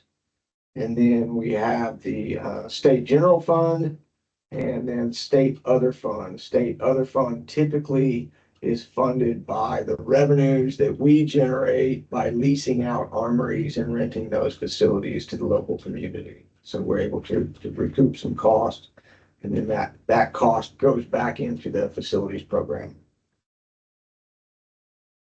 Next slide is talking about the total square footage across the state. And we wanted to highlight here that the 1.5 million square feet of that is 100% federally funded. So the sustainment of that is federally funded, comes out of that previous graph that we were looking at. So that'd be like the Klamath Field and the Portland. It's all very the similar. feds pretty much take care of those assets. Right. And these are Army National Guard facilities. So they would be like the aviation facilities and the field maintenance facilities where vehicles were taken care of. Those are 100% federally funded. The balance, 2 million square feet, are mostly the readiness centers and armories. And those are not 100% state funded. Those are actually 50-50. So even those state funded square feet are 50% funded by the feds and 50% funded by the state. So there's a match there. The mission requirements is something that we are required to keep up with. It's in the ISR database. And this is what the National Guard Bureau wants to see, is how are our facilities meeting the mission requirements that they've set out.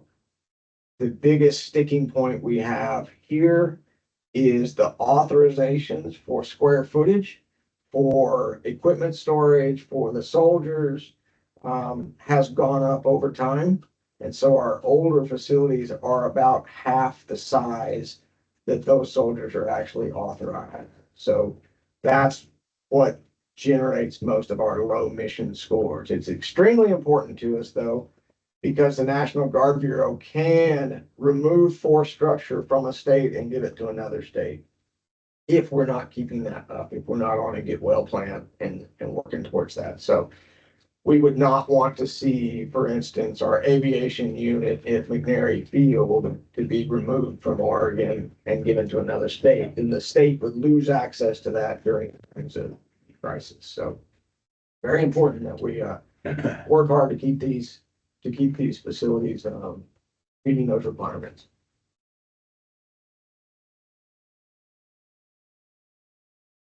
So Daniel is working on moving into a new Tririga system. We currently use what's called Builder, and it's a similar system for maintaining all of our quality ratings for facilities. And this is funded by the Army, and they fund the FTE that manages that data. So we'll be working with Daniel to figure out a way to get the data that we already have collected and that we maintain on an annual basis into the Tri-Riga system or something that's comparable. We'll work on that. Our non-building data, so parking lots, government compounds, things like that, are still collected in the older installation status report, the ISR program. And Guard Bureau is working towards shifting that also into a builder module. So eventually they plan to have everything in the builder program. So our issue in for decades, have been a growing backlog of deferred maintenance. We're currently, according to Builder, at about $190 million.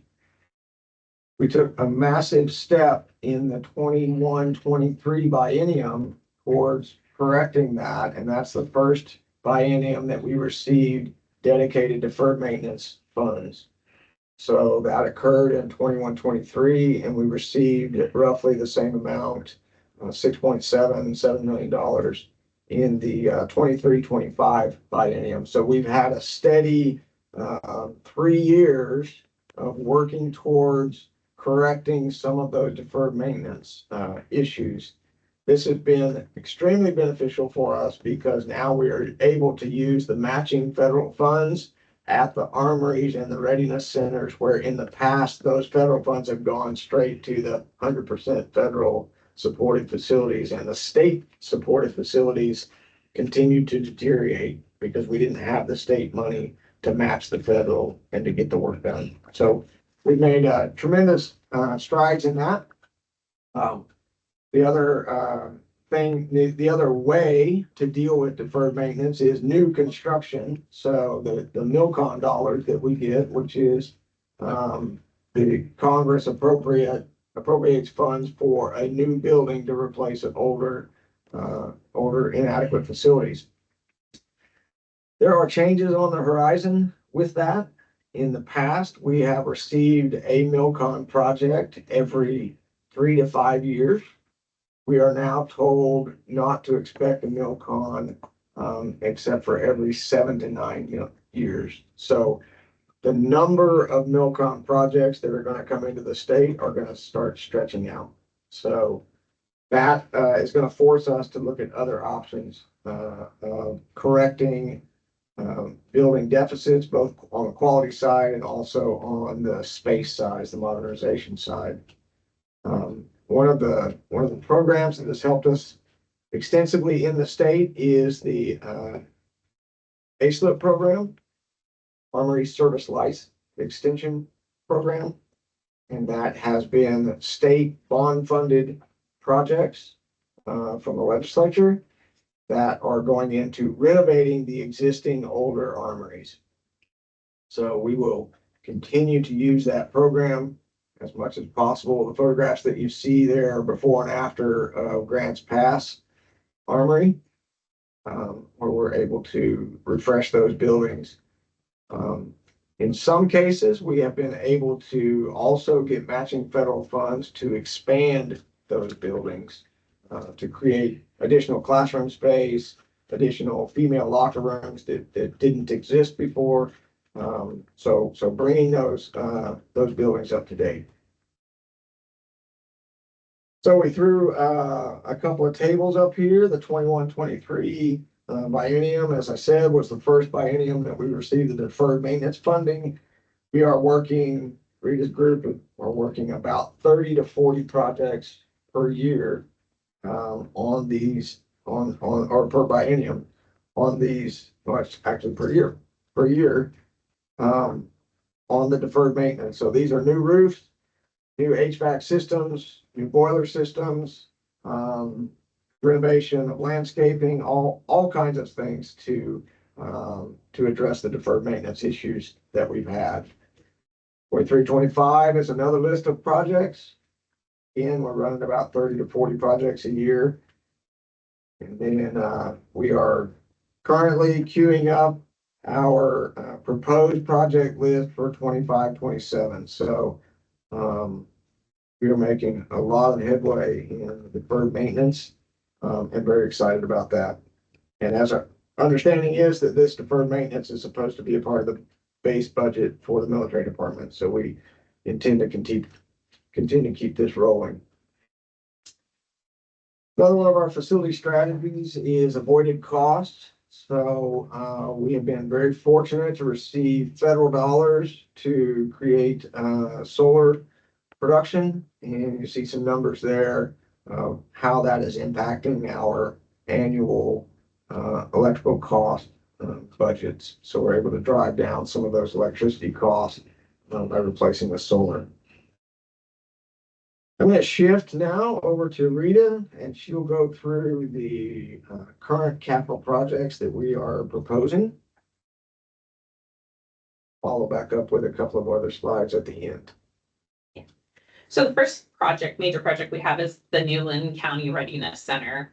It will be replacing the old armory that was in Lebanon. There's a picture of it there on the right-hand side. It will also be consolidating some units that are currently in the Albany armory.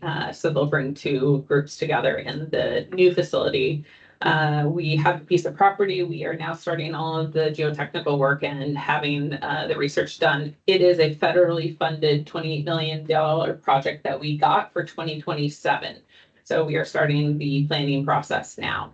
So we are asking for a bond for Lynn County and state share contribution of $7 million, which is the 25% requirement for that facility.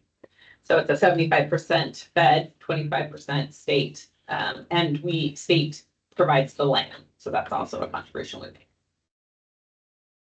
We are asking for that for 2026, so hoping to sell the bond then and then have the funds to match up with our federal funding fiscal year of FY27. The next major project we're looking at is a new Southern Oregon micro armory. Currently, the micro armory you see there, not the micro armory, the facility you see there in the picture on the right-hand side, that's actually a warehouse type building that we're using as an ad hoc. It's on the Kingsley Field down in Klamath Falls. We're asking for a smaller facility or smaller than what we usually do for a armory, and that's why we're calling it a micro. And it's a 7,500 square foot facility. They'll still have access to a lot of the same common facility space on Klamath Falls at Kingsley, so they are able to occupy 7,500 space versus the larger building because they're able to co-share the other spaces at Kingsley. And that one's at a 3.75% ask for the Fed. We don't know for sure if we've gotten that funding yet, but it would be a $2 million ask on the state side. Next, what we've noticed, what we tried to do is look at facilities that you saw in some of the builder information that showed that they were in poor condition. And instead of addressing those with our different maintenance costs and using those at a piecemeal type basis where you go in and do HVAC, then you might go in and do the restroom, or you might go in and do a component of the MEP. We are creating it all into one so that we can do it as a one project, get a better bang for our dollar for our construction cost. And so we are doing an A-slip and a REAP there. We are doing a regional enhancement program. We are doing all of those seismic work is for anything on the west side of the Cascades. So this would be one of the buildings we would look at doing that for. This one is a request or a bond request we're asking for at $6.3 million. So this is the Salem Armory out on 17th Street and the auditorium, which is technically a building right next to it on 17th Street. Is that the construction time you're projecting, the 26th through 29th? Correct. Bond sale in 26, and then we would start the production and completion by 29. The 3-year rough from beginning of bond sale.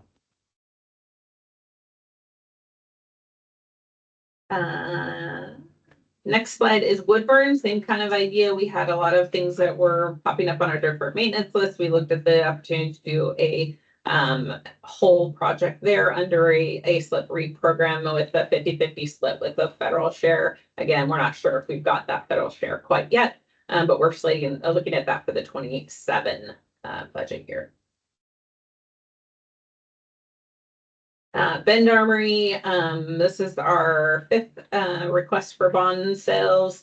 It's another armory that's just getting to the point where at 93, it was built in 93, it's needing its first major renovation now, and it's a 40,000 square foot building. We're looking at a $9.4 million bond request there.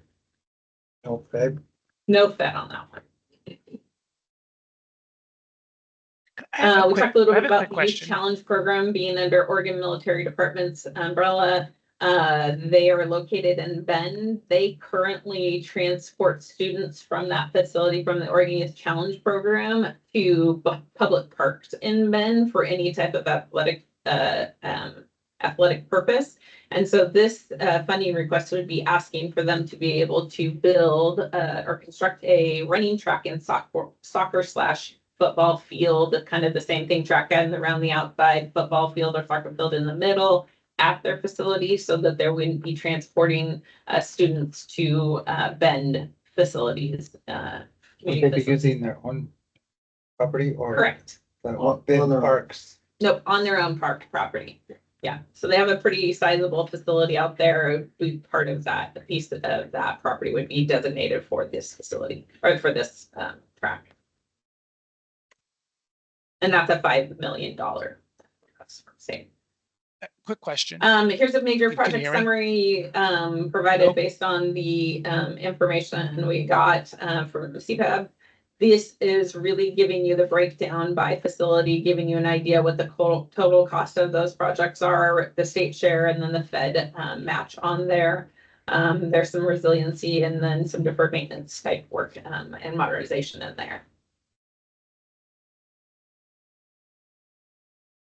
This is the portfolio index. Our indexes actually has decreased from 2020. That's when we started to get some of the deferred maintenance money. So we did start to see a good decline.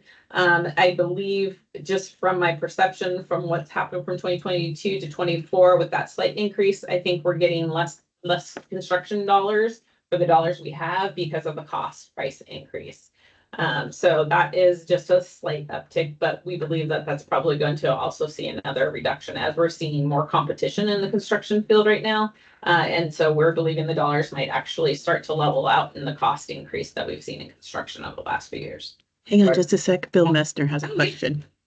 Thank you. Can you hear me? Yes. Okay. Silly question. So I admit that up front, but when you say armory, are they actual armories that the state has where the arms are in them? And is that for the yes. for the National Yes, they have Guard? vaults. Yep, they have vaults with arms in it. And they're strategically located across the state. Is that the strategy? Correct. Okay, thank you.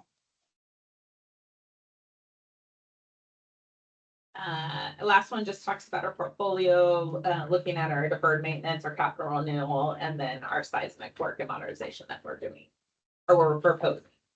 And when you're done with seismic work, what level are you going towards? I just text my engineer. I know we're not going to the high level. We are really doing a life safety.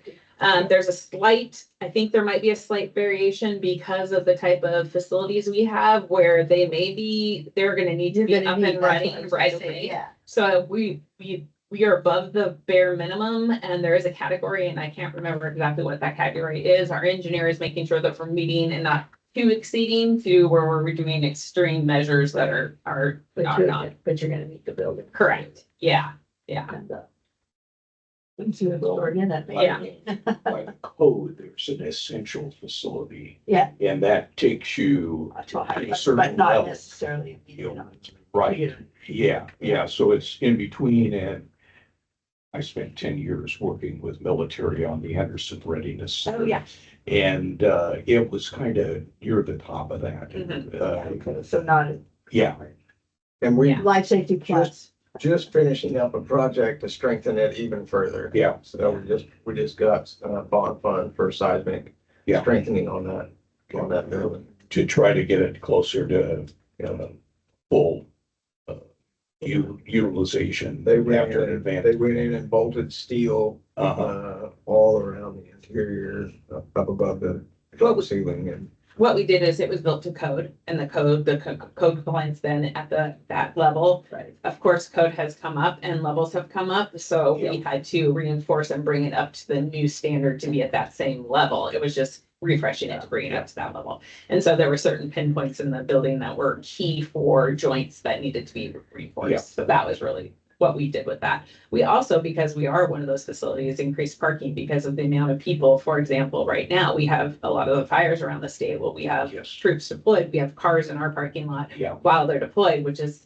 not occupying the building, but they're parked there for them to be dispatched. So, yeah. And that is the end of ours. So, Questions? What's the timing? So do you find out if you're getting the federal money before you ask, verify with the state or for sure? If you're requesting to the state, you already know. We don't. It's syncing up the federal and the state is one of the biggest challenges. The state works on a biennium, the federal works on a federal fiscal year. And so finding out when you're gonna get a project and then getting that synced up, it's been a challenge for sure. yeah, they're looking at 25, 26 right now. And of course, we're looking at 25, 27. So we're just like, But you can't miss any opportunity you have, right? And we only know we ask, but we only know for 25 and then And the it's next is a 26. competitive process that they hold. So all 54 states and territories are competing for projects. So we're in there with the rest of them competing and there's various buckets of money, all within the Milcon. Yeah. And so you compete in whichever one you think you've got the best shot. And it's it's a tough competition. We do have the sustainment funds, and typically we can take at least some of that federal money and match it with the state. So if we get a bond fund for an A-slip or something, but we didn't get a UMMC or some kind of a Milcon to go with it, then we can at least take $1 million of sustainment money and put it over there to match that and bring it up. So And we are doing that in some of the facilities we didn't get with bond. We got bond dollars for the state side. We're using our sustainment dollars for repairs and maintenance dollars to apply to match it so we can do more. If we don't have that, which we really do have that capability now, but if we didn't, we could modify the scope to create the higher priority items, and we hit those out with the state dollars. So, but having the state dollars gives us the opportunity to pull from that federal match to match it. If we don't have the state dollars, we can't even pull Fed dollars in. So it's kind of a weird. So how much do I have on this project, right? Yeah, and so how much can I match it? and how much more do I need? Yeah. And so where can I get that from? And what was the magic down there with Lynn County to get 28 million feds and only 7 state? So it's only required a 75-25 match. Oh, Right? So if it's new construction, the state brings the land, so they have to have a clean piece of property built on. And the feds will pay 75% of the new construction cost. The state pays 25%, and then after 25 years, it becomes all state property. So the feds are making you follow that. You go 25 years, and then it's yours. If I'm understanding correctly, some years ago, the military came to the board and expressed their strategy as managing the decline of the facilities. It sounds like you're doing better than that now and have a little more funding and the managing the decline was because there was no deferred maintenance money on the state side for that segment of buildings that require that state match. So what we were using was that rental income, which is a fairly small amount per year, and then leveraging that with the state and just trying to, Band-aid these buildings and keep them going. So you're absolutely right. Since 21-23 biennium, when we got 6.7 million of deferred maintenance money, which was then matched with 6.7 of federal money. Yeah. And we're replacing roofs, we're replacing HVAC, we're replacing boilers and these things that have been end of life for years. So that's one of the success stories. It's been a paradigm shift, absolutely. Yeah. Her group is now managing a lot more projects than they did before. So it's been a big paradigm shift for everybody. Not to mention Milcon, we're getting more, we got, like you said, an abnormal number of Milcon projects out at our camp, Reese, which is Umatilla, and they're developing. So there's work out there happening in 100% fed that doesn't even reflect here. So all of which is 100% federal fund. Yeah. Bill, did you have anything further?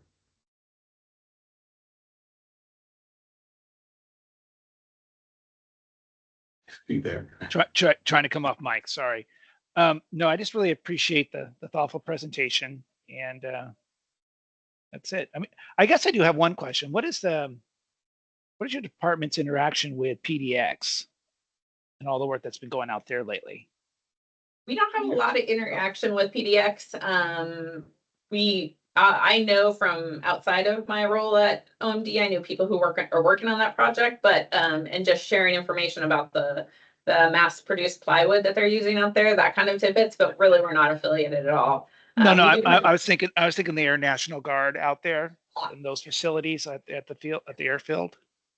They work with Port of Portland, so they have property that's under lease from Port of Portland, and Port of Portland has long-term visions of using more of that property. So they're in a struggle with Air National Guard as to, how much the Guard can use, and they're actually have a phased system where they're going to be, the Air Guard is going to have to move out of buildings and off of property and give that back to the port. So they're working with that, and it's a consolidation.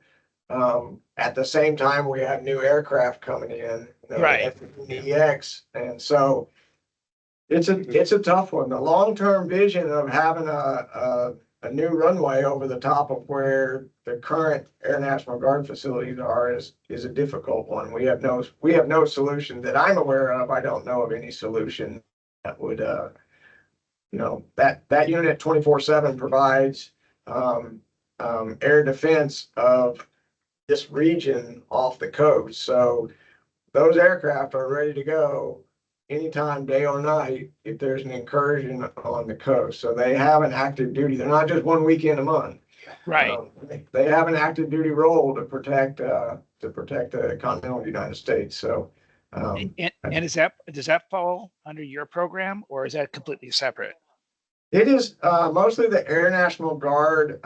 Oregon Air National Guard works through the Air National Guard Bureau and Air Force, and so we have very little visibility or input on that. Okay.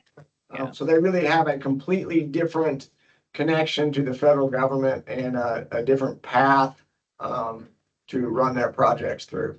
Okay, that's really what was the question. Okay, thank you. Any other things? Thank you very much for your presentation. Yes, we appreciate it. You know, someone I think, what's your cord? You can come out with it. Just in case. Good seeing you. Yeah, nice to see you. Nice to see you.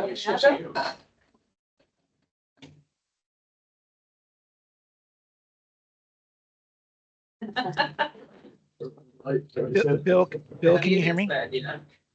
Yeah, Bill can hear you. Yeah, Bill, I have to run to a quick meeting at 12. That's popped up. But then I will run back over here. I hopefully will be gone like 5 to 10 minutes, but I just wanted to give you a heads up. Okay. Sounds good. All right. Thank And you. I'll just put a note in chat when I depart, so you know, so I Okay. won't interrupt the conversation. All right. Thank you, Bill.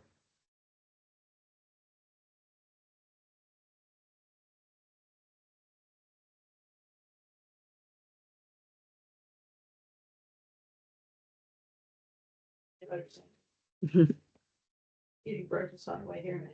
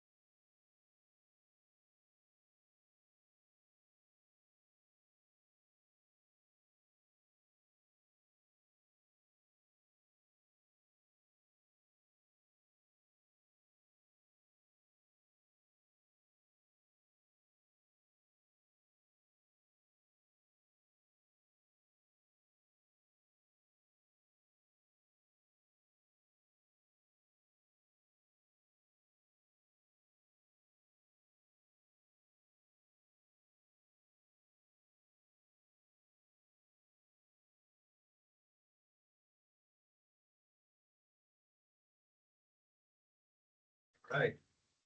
Okay, we're back up. Okay, well, thank you, Board Chair Foster, member of the board.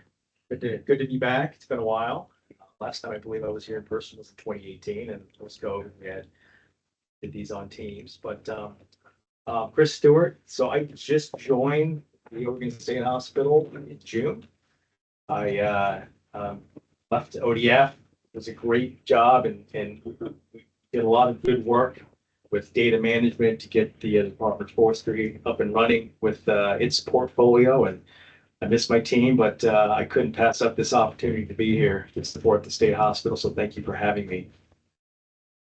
So the mission fundamentally, and by the way, thank you for allowing me to push this off to the last group, because I had a lot of information to gather, and I'm very appreciative of that, because I'm still learning a lot about the portfolio and the agency, or the division, if you will.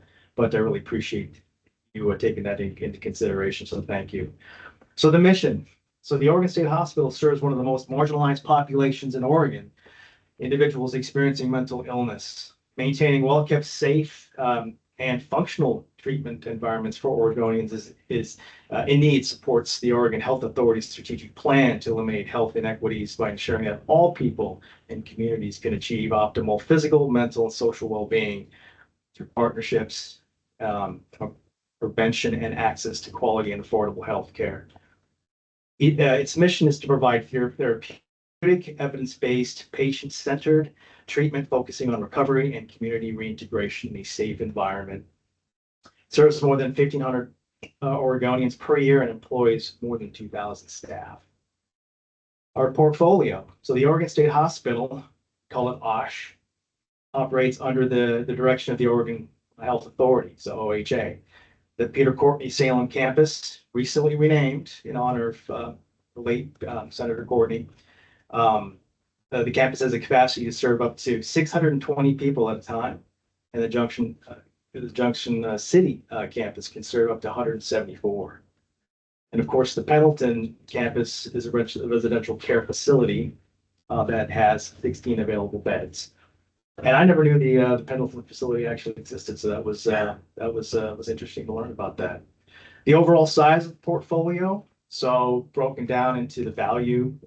So the facilities that are valued at greater than $1 million have an estimated 1.22 billion square feet with a CRV of about $671 million and a total account of 16. And those facilities less than $1 million in current placement value have a rough aggregate area of about 60,000 square feet. Excuse me, with a total value of $14 million, with a total account of 28. So one of the things that, using my expertise from what I learned at the Department of Forestry, I'm digging through a lot of data right now. We've got the risk report. We also have the data in the facilities program, and trying to make sense of all the data that we have. So some of this is going to be subject to change over time as I really get into the overall data sets that we have. But this is an overall good representation of what we currently have. And the funding is broken down into three parts. So about 95.1% is general fund. That's a large chunk there. About 1.6% in other funds, and then the remaining 3.3% would be federal funding. A couple photos, just real quick. I'm still learning how to get through this facility. It's mind-boggling how large it is. But this is the Salem, Peter Courtney Salem campus facility. There's a lot of history there, and I'm really proud to be there to support the team to maintain it and also a plan for the future as everything, of course, ages over time. The facility is under heavy use. It's a 24/7 operation. So you can only imagine our patients. Our top priority and our interior spaces also are heavily used. So it's a high priority for the division. The next facility would be actually one I've got a site plan of it. We also have a fair amount of cottages that are also on the premise, and those are a lot of older light frame constructed facilities, residential type. I see a lot of challenges, and for me, it's a high priority to get those also assessed as soon as we possibly can to support a long-term plan. And what that means, we'll find out. Is it worth saving and investing in their future, or would it make sense to potentially take advantage of constructing a new facility as needs constantly increase, both from an administrative standpoint, but also the patient population needs. The Junction City campus, I actually went there for a visit for the first time on Monday. Another incredible example of a large psychiatric facility. Yeah, very large, although not as big as the state hospital, but came online in 2015, the state hospital in 2013.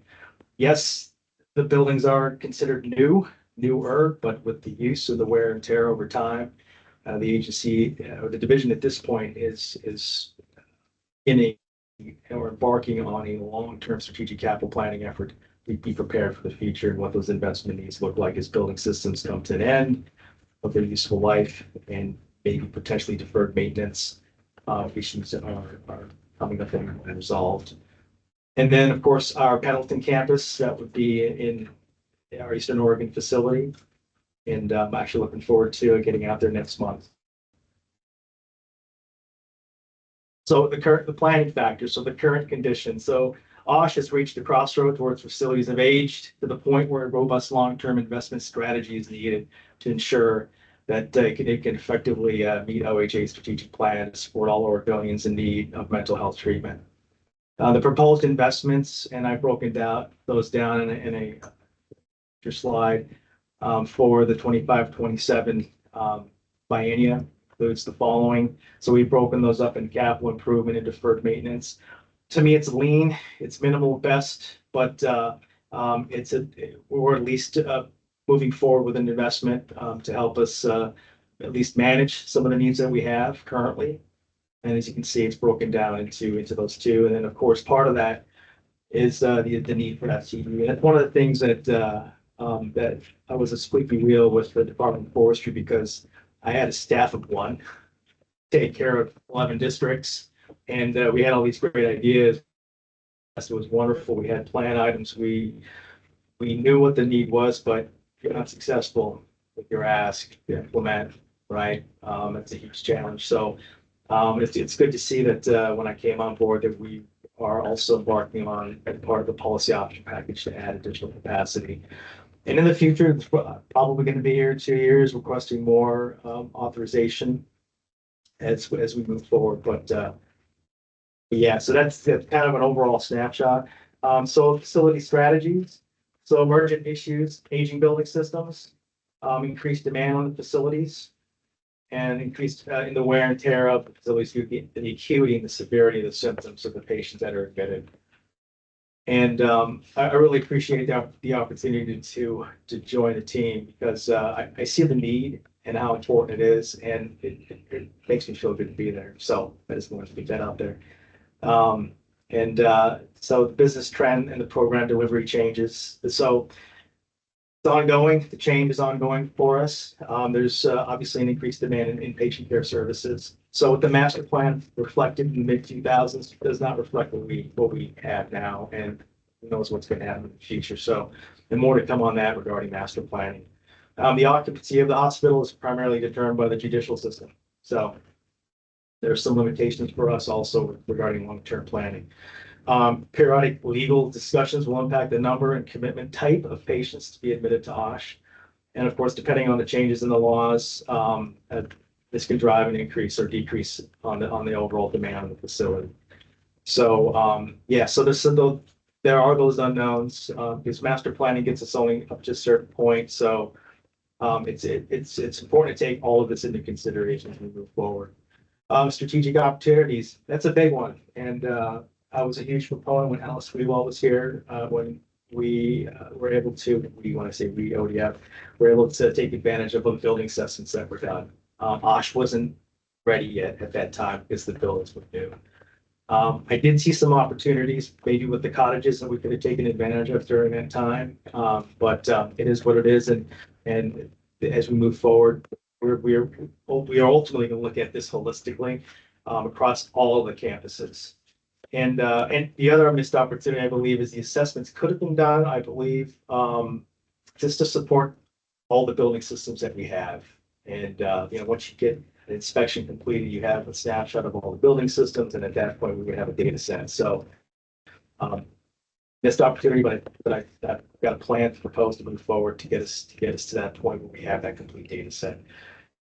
Master planning concepts, mentioned that before. So the facilities, albeit newer, they are challenged from an administrative standpoint. We have needs for nursing staff, medical staff, administration staff, bursting at the seams in many places within our Kirkbride facility. Lots of musical chair exercises between programs as more staff come on board. So I typically, for me, master planning is something I propose. I try to encourage leadership to to invest in that, because in the long run, you're just gonna make better and more informed decisions. So that's my proposal for both the Peter Courtney Salem campus and also Junction City 2 and the Pendleton facility also. And then what's unique with the Salem campus is we also have the area plan update, which falls more under the jurisdiction, I believe, of the Capital Planning Commission, but we also need to understand how the hospital, how it interacts with our environment, right, with other state agencies or private parties, right? So, and I'm looking into also adding that to the overall master planning effort. And then, of course, risk climate change mitigation. So investing in HVAC upgrades to mitigate wildfire smoke affecting facility air quality, it's a big one. We all know we're all kind of, directly affected by wildfire smoke. Also temperatures too. Buildings 15 years ago maybe weren't considering a design load of longer temps in the 90s and 100-degree temperatures over time, especially with the type of facilities that we have. And then, of course, investing in sustainable building system upgrades as replacements come due, and most of that's governed by the SEED program, the Department of Energy also. But definitely, that's something that I bring. Also, I used to also work as a code enforcer for the Department of Energy, so I know everything about enforcement, if you will, but and codes, but and also building codes division. I also worked as a code enforcer there, so I'm able to bring that to the agency. And what's interesting, I never knew that the hospital environments actually are subject to facilities planning review for hospital systems, buildings, and construction. Yeah, I was very surprised. Salem Hospital, we live it. Absolutely. Joint commission, right? Well, in the state as well. And the state. Or the state. Right, and they actually, and they are under OJ's umbrella. I did not know that. So, Oh, yeah, you gotta, if you think about anything, at this point, anything over $50,000 that you Right. do has to go to them. They're working on changing that. so I did my first research project to see if I could get an exemption Yeah. working with them. So it actually worked out, but Yeah. but the good thing is, making sure that we follow code and know what that looks like in the future as we plan for future improvements. And the one for me that's also important is potentially looking into the emergency management to support resiliency for the facilities across the board.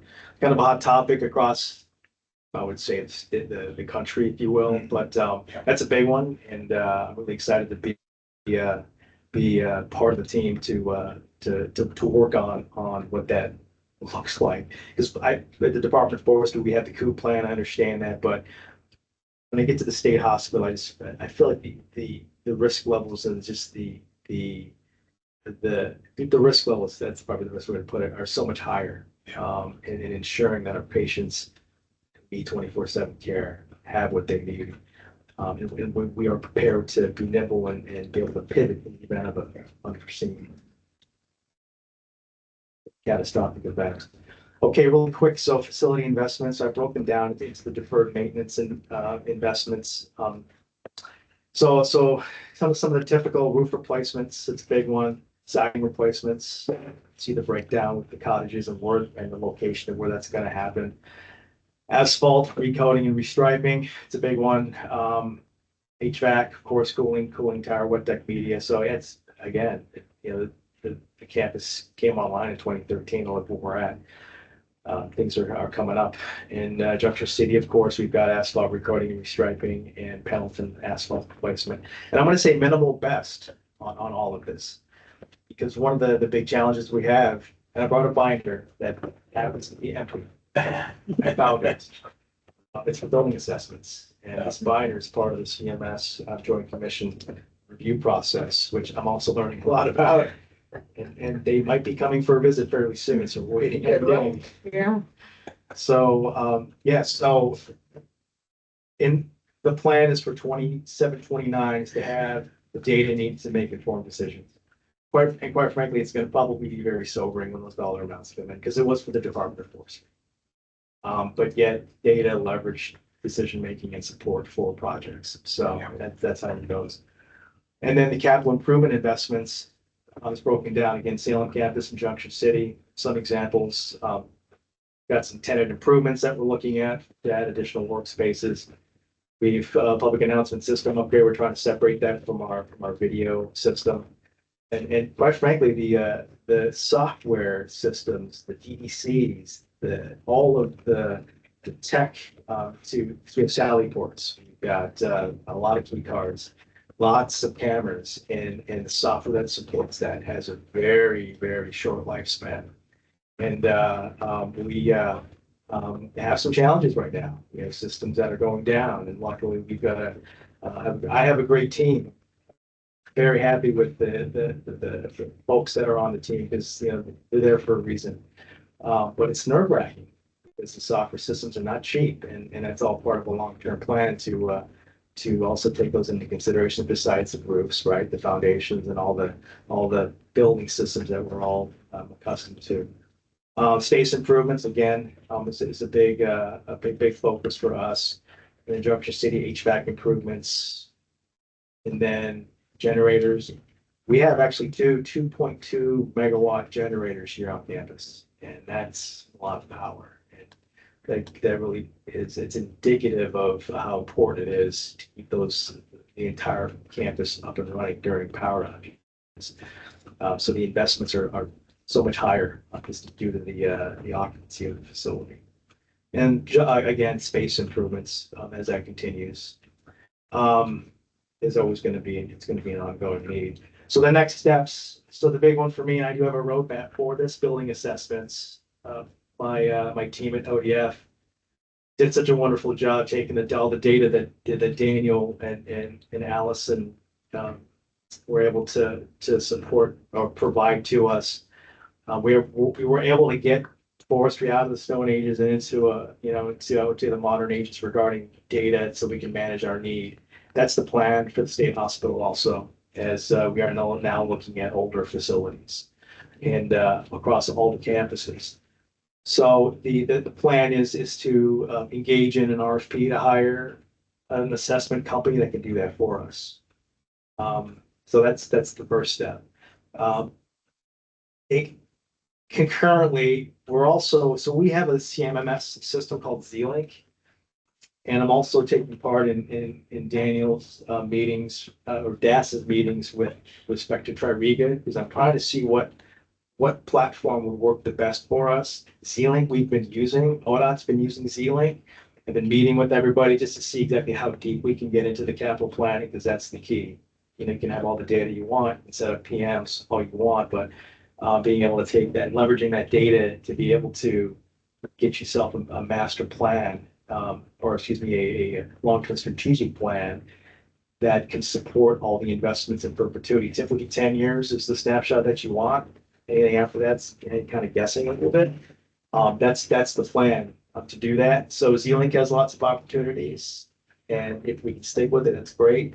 If Tririga seems to be a better option, then I'm more than willing to partner with DAS to make that happen, because I'm a big fan of centralizing data.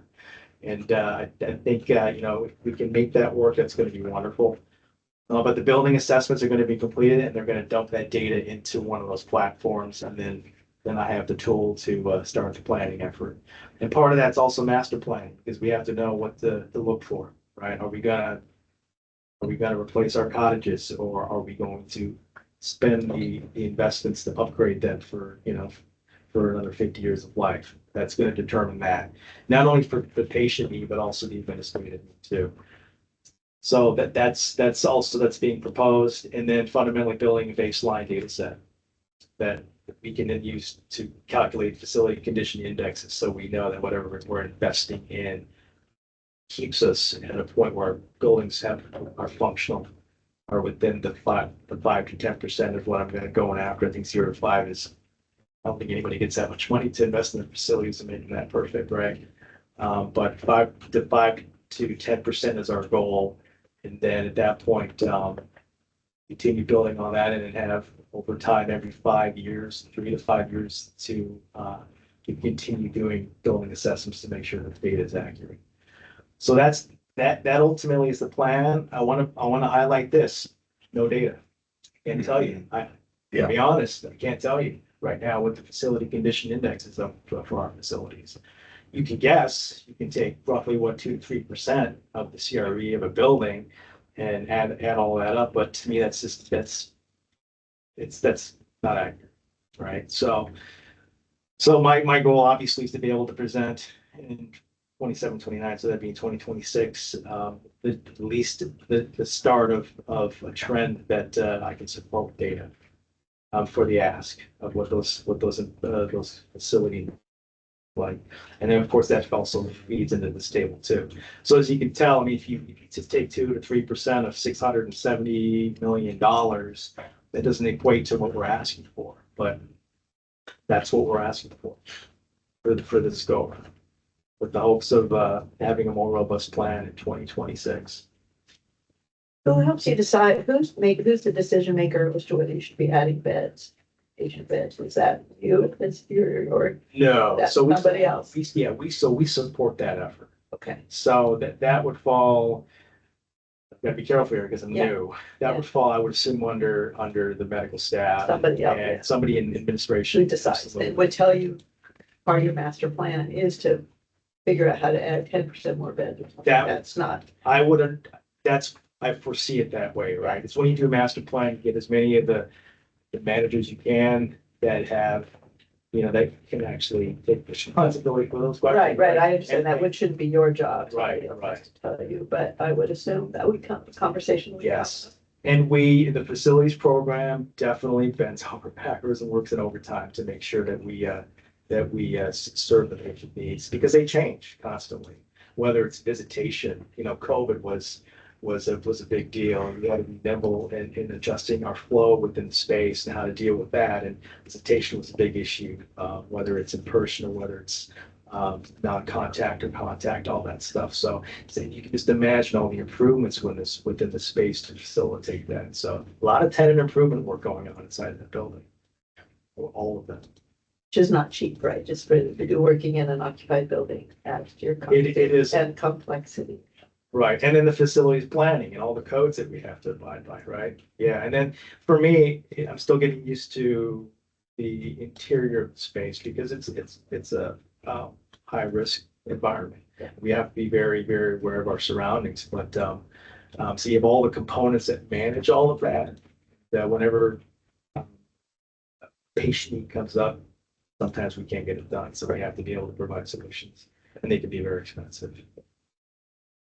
I don't know whether it's changed since the construction of that and the redoing of that whole campus, but it used to be a very sensitive political issue, and the legislature set the number of beds. That's what I was figuring. I assume it wasn't your, but in your master planning, I assume somebody sometime will tell you whether or not to plan for additional beds. Or just to continue the same amount. Right, and they can be phased. Because that changes everything. Yeah, How you do that. absolutely. So there are environments where we can do administrative spaces on the cottages, for example, when it comes to the actual secure perimeter where the patients are. Yeah, that would be all hands on deck. So any other questions? Bill, I have one. Yeah, Bill. It seemed like on this idea of bed expansion, but it seemed like the photos you were showing that you guys have access to property around your facilities. Is that true? We do. Okay. Yes, absolutely. All right. I'm So glad then you it's- brought that. I'm glad you Go brought ahead. that up. Well, part of my effort at forestry was to figure out what all of ODS real property ownership was. I'm doing the same thing here. It's obviously not that complicated here, but that's a great question, because I did tour campus and I was surprised at how much of property we do have besides the actual facility that you see with the cottages. Which is less than it used to be because they surplus the other side of Center Street. Absolutely correct. That's right. Yes. And the dome building, of course, that's right now not being used, but that's an opportunity potentially in the future after restoration and an improvement inside to make the space more conducive for office environments. Any question, Bruce? Just a piece of trivia for you. Ken Kesey wrote One Flew Over the Cuckoo's Nest about the Pendleton facility. When they made the movie, they filmed it here. Yes, I got the tour of the museum. Yeah. Last week by the board chair, board Yeah. president of the board. Highly recommended for everyone to go. It was 2 hours. It was incredible. They have movie props inside, That's cool. but yeah, phenomenal. Yeah. Absolutely phenomenal. Yeah. And the other trivia is I didn't know that the superintendent acted in the movie at the time. That was interesting. Yeah. Thank you very much. Chris. All I would ask is somebody from a fellow hospital facilities person, you're in a whole new world here and there's lots to learn and I wish you the best. It's just your world is gone. I'm sure it's complicated with everything, but there's nothing like trying to run a hospital facility. Yeah, it's life changing, just the work. Because I not only have facilities, I also have food services. Yeah. I have environmental services and the large warehouse services too for both JC, Georgia City and Salem, You but cannot shut down. not shut down. So I've been really Welcome busy to the and world tired. of hospital facilities. Thank you very much. Thank you. Thank you, Chris. Rex is out. Rex is outside, ready to go. And we do believe that we're gonna be visited. Today. Oh. And well. good luck. That will be overwhelming. Yes. You'll get through it, but it's always, Yeah. it's not a fun. In one aspect, it's good to be new Yeah, because I don't have that, yes, some of that anxiety. right. You just have to deal with what, yeah. Yeah. Yep. So it always is, though, doesn't matter. I wouldn't, if you have a busy week. Thank you. I appreciate your time. Thank you. Thank you. Thank you, Daniel. Thank Appreciate you it. very much. Thanks. Maybe you can get that notebook filled soon. I would just put an empty page and break. Take care. Can you just wave Rex in? Yeah. Just-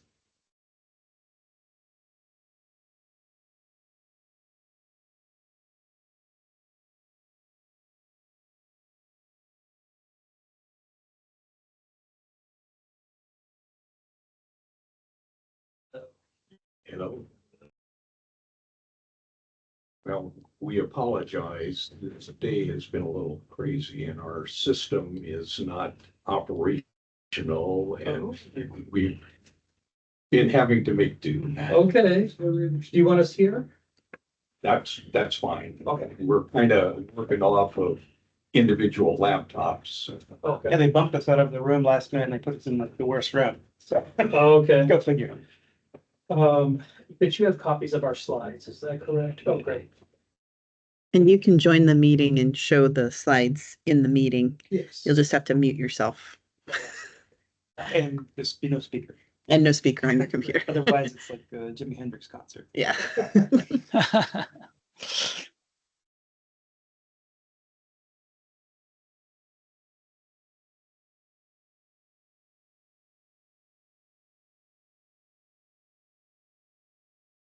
Bill, you designed all these rooms, didn't you? Once upon a Oh, time, not the on IT one iteration. I would say not the IT portion, right? Yeah. I was telling Andre. Oh, no. And this was the lunchroom, so. No, I meant the good parts. And I was telling Andre about some of the buildings you helped design down here. It's pretty cool. Well, one of the things that I always somewhat feel good about is going into the restroom. We tried to get the plumbing board to accept the North Mall office building as a pilot for using waterless urinals. So Falcons. They wouldn't do it, but these has waterless urinals, so we finally won the battle. Persistence. Yeah.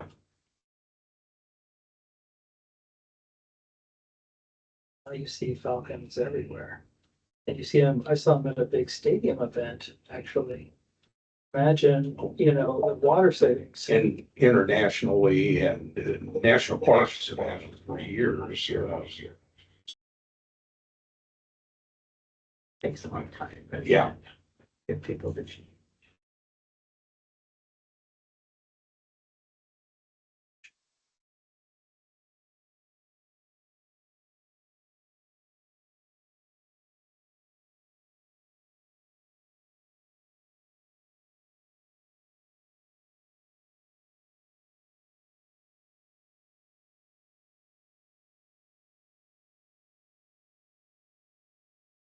see our slides. Yeah. Yeah.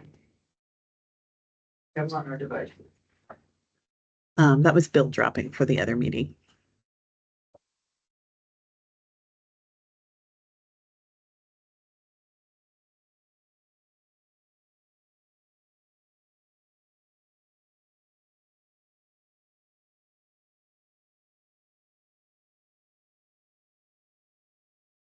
Oh, Yeah, you've got it up. Yes, just wanted to make sure. The floor is yours. Thank you so much. Good morning. My name is Andre Billingsley. I'm the Facilities Manager for Oregon Youth Authority.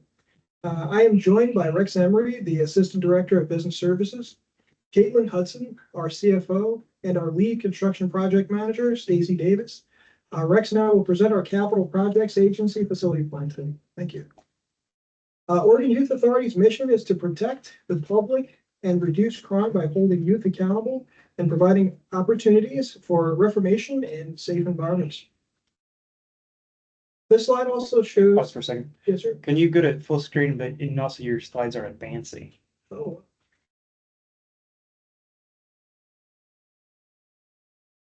There we go. There we go. This slide also shows, excuse me, our shared vision and concepts that each OYA employee uses to guide our work. Those concepts also informed our facility plan. To start, I want to tell you that OYA is in the period of transition.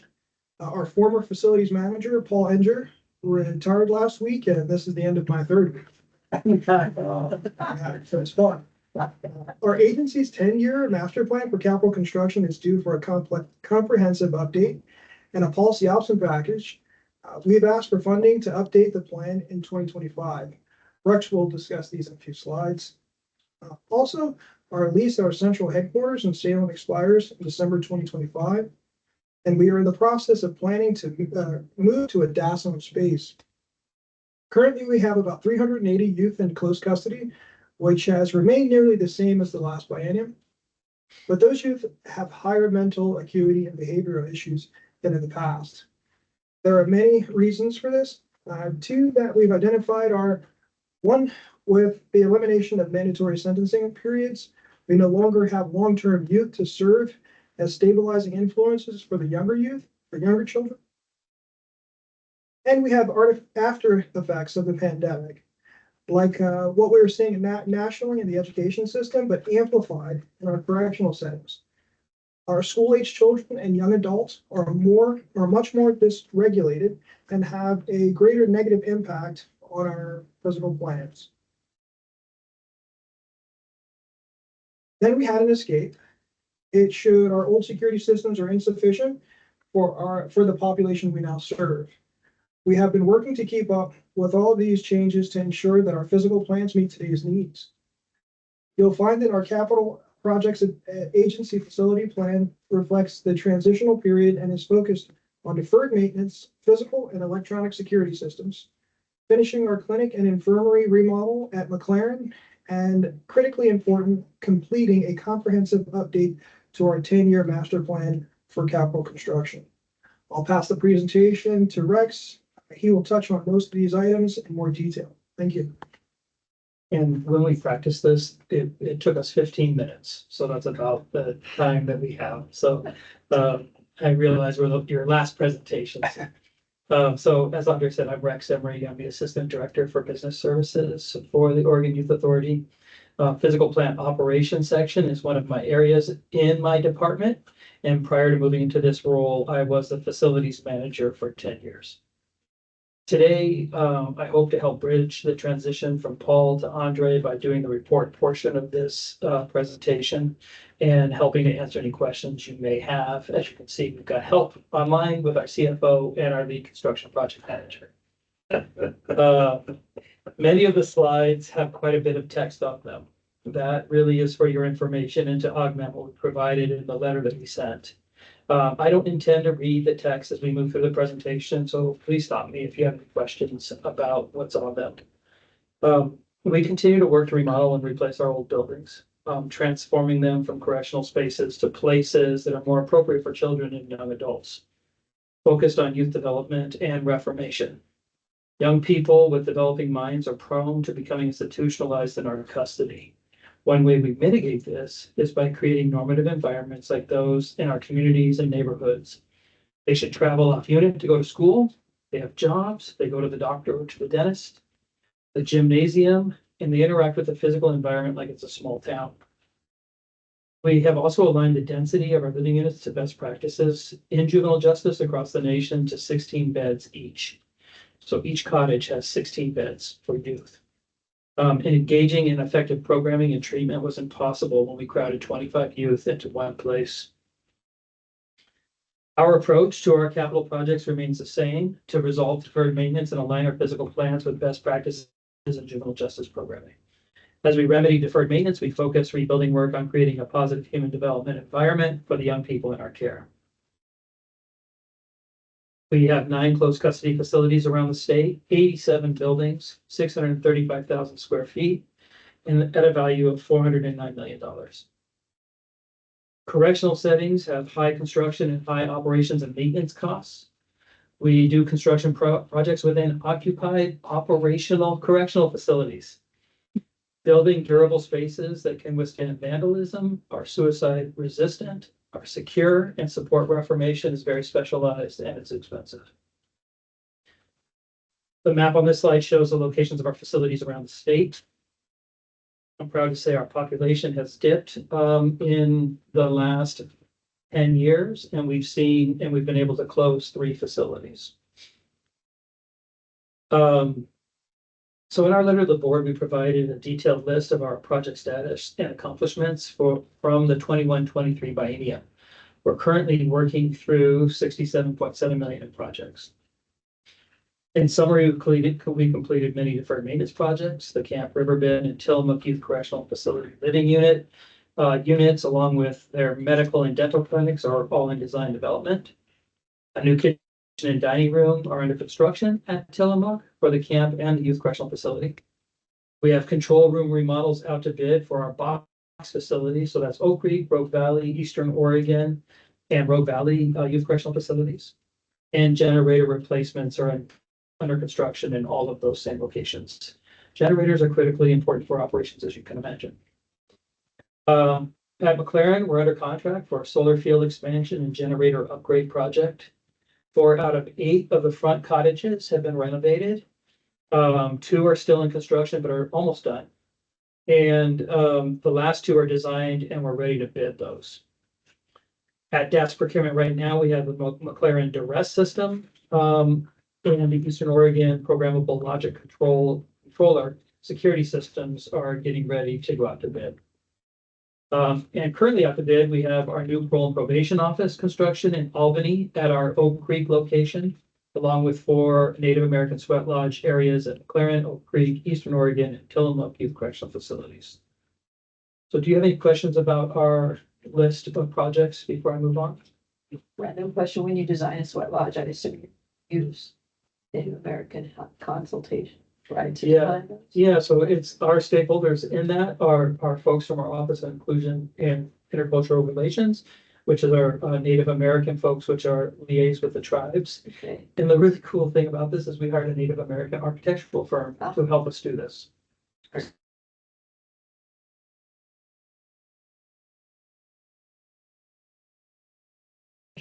pretty cool. Yeah. Very cool. You get to figure out how to maintain it. Yeah. So slide 8 is our capital construction ask. So we're asking 26.8 million, and you can see that we're going heavy after deferred maintenance. Also security systems. We want to finish our medical clinic at McLaren. We've got an infirmary there that looks straight out of the 1950s. And our 10-year strategic plan update, which I'm going to get into each one of those here in a few minutes. So for deferred maintenance, we're requesting $18 million to complete our priorities 1 through 3 critical deferred maintenance and capital renewal projects that are identified in our facility condition assessment. We have 24 million in priority 1 critical needs currently in the FCA and 77 million in priorities 2 and 4. I'll cover our facility condition index items in the next slide. So FCI, the 17-19 biennium was the last one OA received sufficient funds to lower our facility condition index. The FCI in 2017 was 17%, and by the 2019 biennium, we lowered it to 13. Since 2019, the FCI has shown a slight trend upward, which correlates to the funding that we've received. Significant funding is needed in 25-27 biennium to enable us to reduce our deferred maintenance and capital renewal into the fair condition level of the FCI. So 17-19 biennium, we received 17 million. We didn't receive any funding in 2019-2021. In 21-23, we received 6.7 million for deferred maintenance.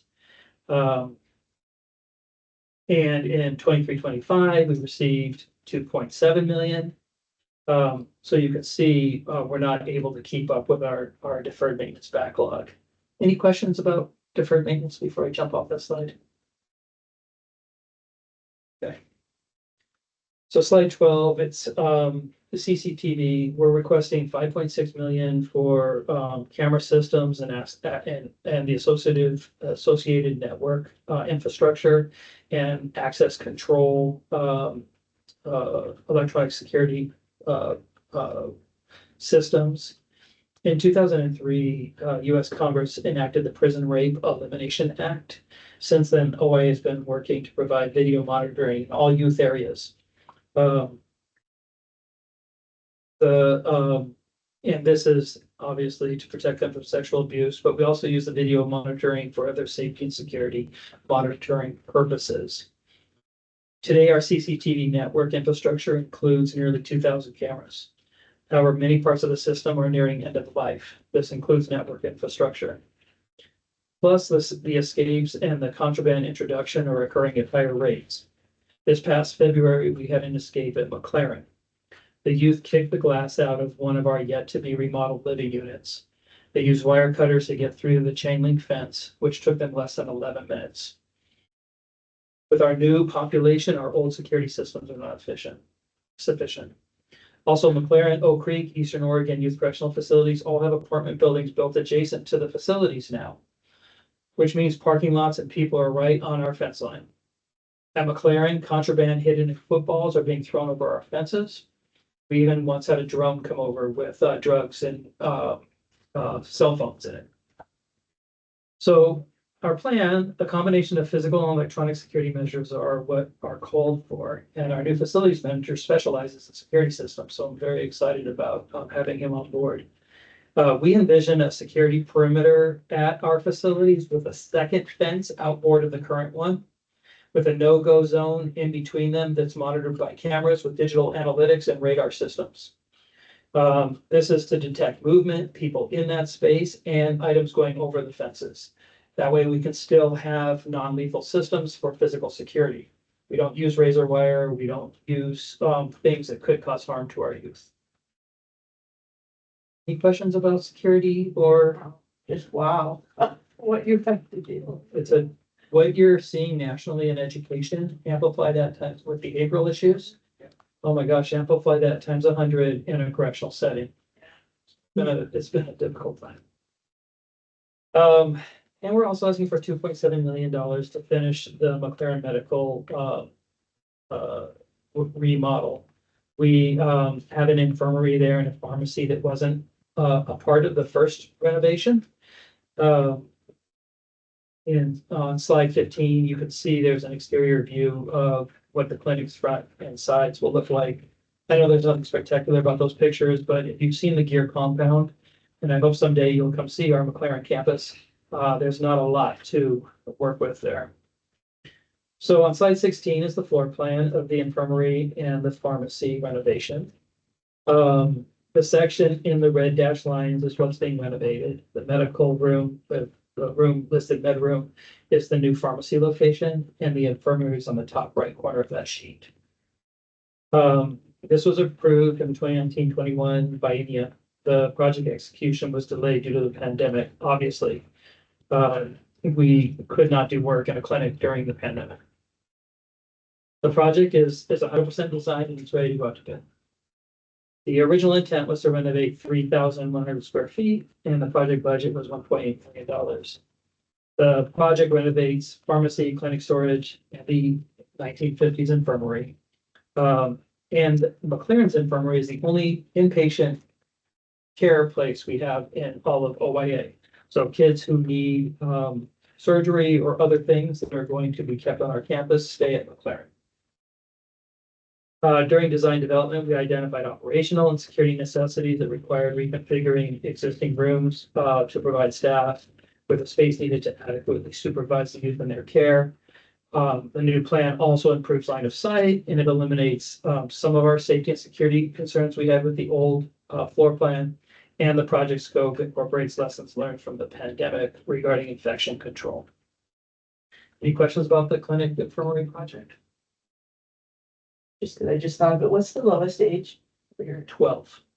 And it's very rare to have 12-year-olds. So if they come to our custody, it's because they did something pretty, But you don't have, and nobody younger than 12. nobody younger than 12, and they can stay with us, youth can stay with us until they're 25. So if they were adjudicated before the age of 18. And then slide 17, since creating our strategic plan in 2014, we have had periodic updates that have been primarily focused on facility condition assessments and laying out our deferred maintenance strategy. We haven't updated the plan since 2019. So the last thing we're asking for is funds to do a comprehensive update of our 10-year strategic plan for capital construction. That will involve juvenile justice consultant involvement, which is probably the most important piece. We had a juvenile justice consultant help us when we first developed the plan, and they help us look forward into our future population needs, population trends in Oregon and nationally, and best practices in space use. It also resolves deferred maintenance. So we will do a new FCA, lay out a phased approach for resolving deferred maintenance over the 10 years. And the timing feels pretty darn perfect. You know, I'm talking to Daniel earlier in the week, as it can tie into the new Tri-Riga integrated workplace management system. So, and our plan is all about creating developmental spaces. Some of the design and cost estimates we have to be updated now, they're outdated. But the plan focuses on transforming use spaces to align and support development and reformation goals. So they follow positive human development, ideal state. PhD is something that we carry in our department, in our agency, as one of our 3 strategic initiatives. And ideal space is safe and suicide resistant. They're low density living units, windows and doors that allow natural light to enter the space. As I said, we don't use razor wire, and our doors and windows are free from bars. We use non-lethal forms of physical security, and our interior finishes and casework are all therapeutic and non-institutional. And we also provide inclusive spaces that center on diversity and equity. And lastly, our master plan will update our current project phasing, which has not been updated since 2019. Can I ask you a question about that? You've mentioned that you're going to have the juvenile consultant that's expert and going to be advising. How about your healthcare providers that are part of this mix? How will they contribute? So we have, you know, essentially, charrettes, we'll bring all the stakeholders together, and we'll talk about what do you need? What are we seeing as design needs in our facilities from the people who run the facilities? So that includes our medical director and our medical clinics. They will be involved. And a new kind of design concept that we hadn't thought about in the past is trauma-informed design. And so that is something else that, you know, when you look at our kids who have, what do ACEs stand for? Adverse childhood experiences. You know, there's like 9 ACEs on the scale. Our kids have more than 6 of those. So building spaces that are trauma-informed also, you know, kind of address some of the medical and mental health components. Is that what you were? Yes, I was thinking of that. I was thinking of the additional, I mean, just the extra burden that mental health, anxiety that all these youth are experiencing now. If we better understand that in the design and development, I think it's gonna, this whole trauma informed is really appropriate. So I'm glad to hear that. Yeah, very much so. And we already incorporate that into our design. So we built new living units at McLaren, brand new ground up structures. And one example of that is there's two wings off to the side that have lower ceilings. So they're more enclosed and comforting. They have carpeting in them and furnishings that might feel like what you might have in a college dormitory. They still have to be correctional and secure, but they are softer finishes. And then in the center, we have high ceilings. So they let in lots of natural light and have this airy feeling. So the idea was, well, if a kid needs to be in a space that feels more compact and safer and more enclosed, they have that. Or if they want, they're incarcerated. If they want to be in a space that's more open and feels freer, they'll have that as well. So. Are all of the, so you have to combine all of those needs with your ligature resist, what you have to be careful with. So you obviously, you have worked with experts on all of that. Would you say all your, so for just curious, is your furniture like when you put furniture in, you talk about being, because they're incarcerated, so it might be soft and comforting, but it's adhered to the ground. I mean, it might be comforting, but it's not. Anti-ligature. Not what, yeah, stainless steel. No. All of that, no. I mean, there's a company called Norix, uh-huh. which makes furniture that's used in correctional settings. And they have like these big, very heavy, like easy chairs or Yeah. couches. They even have rocking chairs. Okay. And they're made for correctional settings. You can't pick them up, you can't get underneath them. And just no sharp edges or No sharp anything, all of edges. that. Suicide resistance is probably our number one priority.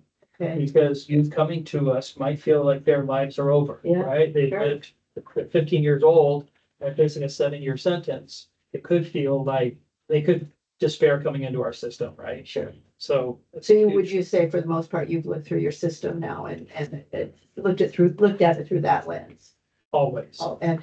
And don't have a lot of, there will always be things to do and keep up, but it's not a number one priority to make sure you are right now. To correct. No. Things. You've done that already. That's right. We've been doing that since the agency was founded in the early Sure, 90s. yeah. Yeah, so it is part of our design criteria that we've done really well on. In fact, at one point, we got so institutionalized that we were building facilities that were very sterile. Yeah, that's where I was headed. Yeah. I go in between there. Yeah, so we try and find that sweet spot that's still very safe, but not so Informed, yeah. Yes, it's pretty cool. All right, and then the last slides are about our facility plan summary. So our deferred maintenance really is design ready. We know what it is and know what needs to be replaced. Our CCTV projects are ready to start construction. Our clinic is fully designed and ready for construction. And that's the end of my slides. This concludes our presentation. If you have any questions. Only because I don't know, and you haven't mentioned Hillcrest closed, is that true? Yeah, we closed Hillcrest and North Coast Youth Correctional Facilities. We closed down our young women's program in Corvallis. So, and relocated it to the Jackie Winners Transitional Program in Albany. So that's our. So they're gender segregated. Gender facility, right, within same facility or completely different location. Yeah, they're like, you don't have, like a McLaren doesn't have different areas with both. It's completely gender segregated.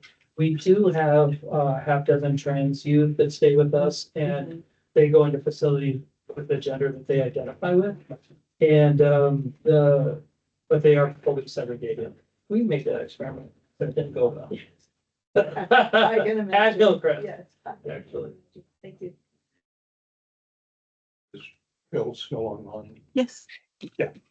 Does he have any question? No, I don't, Bill. I got on the very tail end of the conversation, so Okay. I'll pass. I have a few and a range of things. Okay. One of the problems, particularly like at McLaren, you had some underutilized facilities that were in bad shape.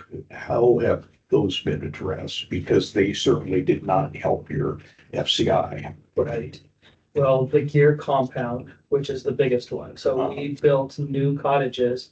The Gear compound, if you look at an aerial picture of our campus, it's like a little box facility in the far back end where maximum security was for many, many years. It's where Ken Kinkle lived when he first came into our custody. And they never went outside of that structure that was built in the late 40s, early 50s. It carries a huge amount of deferred maintenance. Our intention was to tear it down after we built the new cottages, and then the pandemic hit. And we needed medical isolation spaces. It saved us. We had step down medical isolation for kids who had COVID. And now we're faced with a real quandary because I want to tear those buildings down. But oh my gosh, if we didn't have those for the last, so we think that we might have 2 front cottages that will be vacant after we get through. We need to get through the 10-year plan, but we think we'll have 2 front cottages that will be vacant after all of the construction is done. That could be used for medical isolation, so we could move forward with demoing the Gear compound, but that's the major place. The other thing is with our critical incident unit, which is like cell blocks, which is where our kids who are acting out, who are harming others or harming themselves, they go in there to kind of reset. It's a horrible structure, and we are in the process of moving them into one of the new living units that have individual rooms and using that as kind of a re-regulation space.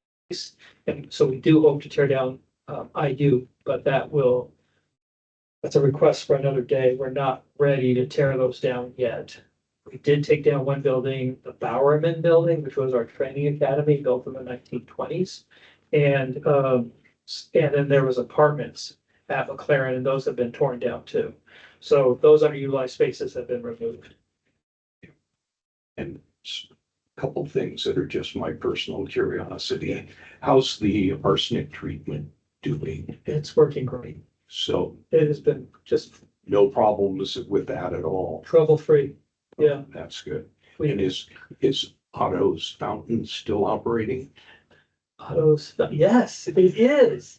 So this is a water feature at our girls' facility, and we're the first correctional. Our director wanted to put a pond in the central courtyard, and our kind of tough on crime folks are like, "What are you, crazy? What are we gonna do the first time a girl goes into the middle of that pond?" Well, it's 12 inches deep. We'll just wade in and get her, right? It's like, but it's a beautiful feature that has little waterfalls, so it adds sound into the courtyard. And yeah, it is still working wonderfully. Yeah. You have a good history of things you like. Well, really do. part of it is after I stopped working for the state, I did a little bit of consulting and I worked with them on a couple projects. So I have more than a casual understanding of some of that.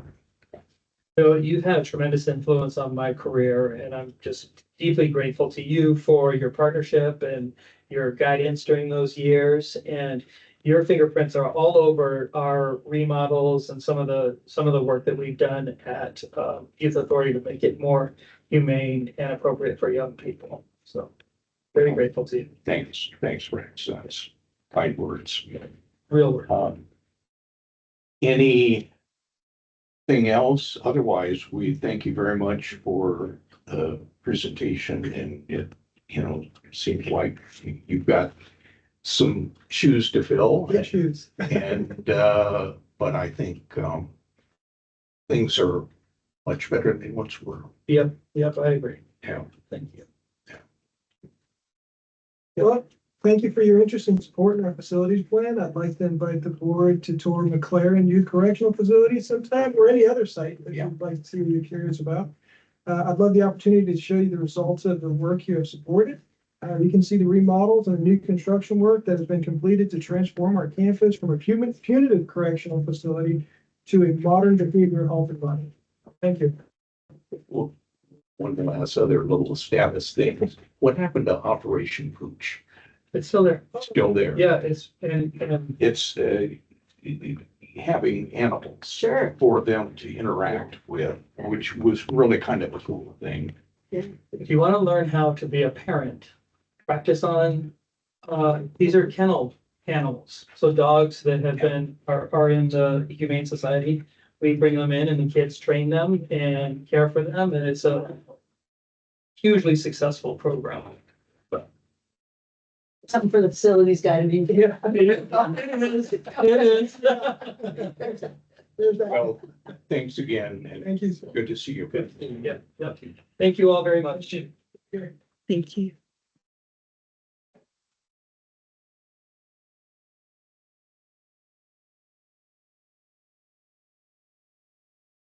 All right.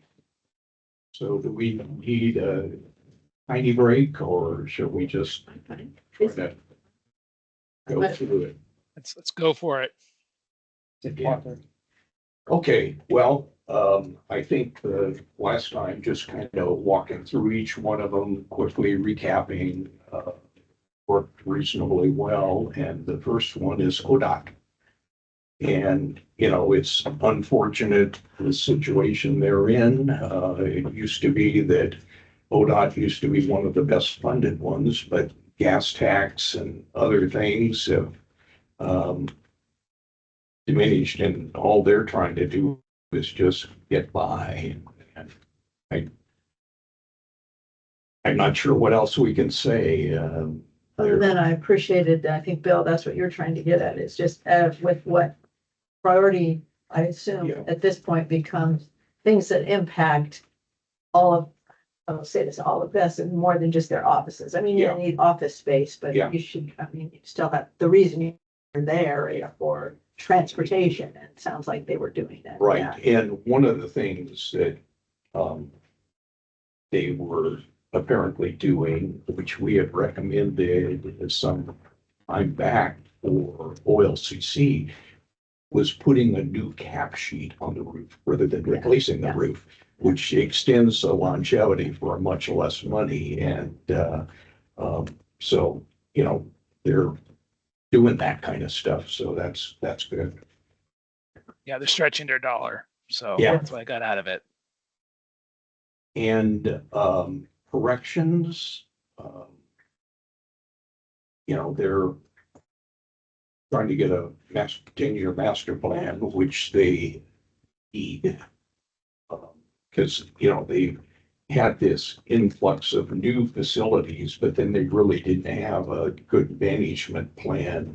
And a lot of the staff that they once had to manage those projects, you know, they were on new construction, not on operating and maintaining. So, but it sounds like they're on a good path. I think that's a theme we heard, is everybody's got to update their master plan. Yeah. And regroup on where we are, what they need to, which I applaud, right? You have to do that. So that's great to see that that's on everyone's mind. Which is a good segue to the next one, DAS, which is this whole space utilization issue that I think everybody is struggling with. You know, it's a new paradigm, the need to really look at things in a different way, and that policy, I may have to go look at it, is intriguing about, you know, having some demarcations of when you get a office space or when you're just borrowing one. And the term that they used to use was hoteling. Yes. Yeah.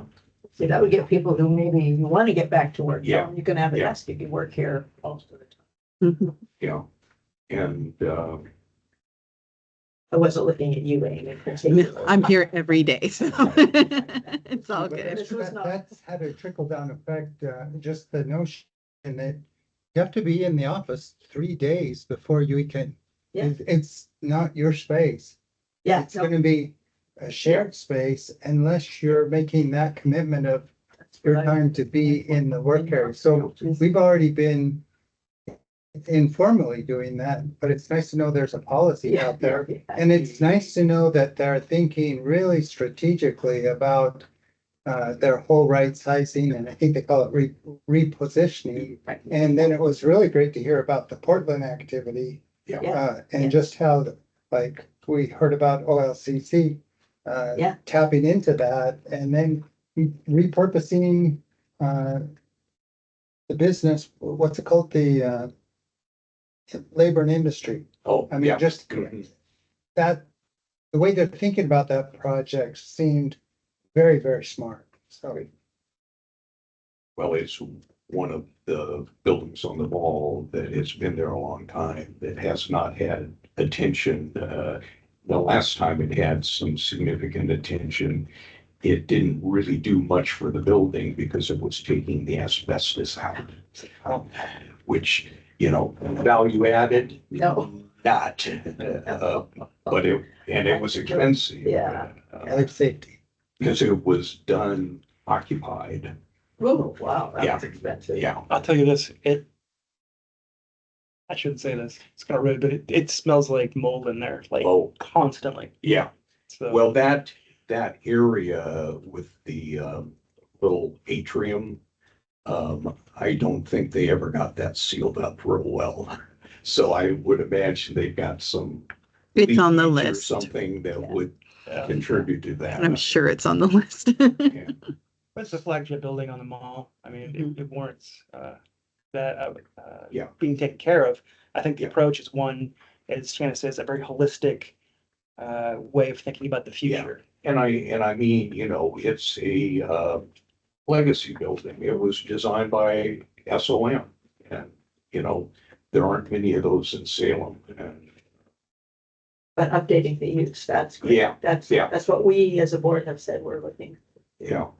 So, and even though that sounds like a big number, when you just kind of roughly compare it to the executive building that is underway, it's in the ballpark. Yeah, isn't it 3 times the square? Yeah, feet you're yeah, going down? yeah. Well, that was, So value proposition, it seemed reasonable.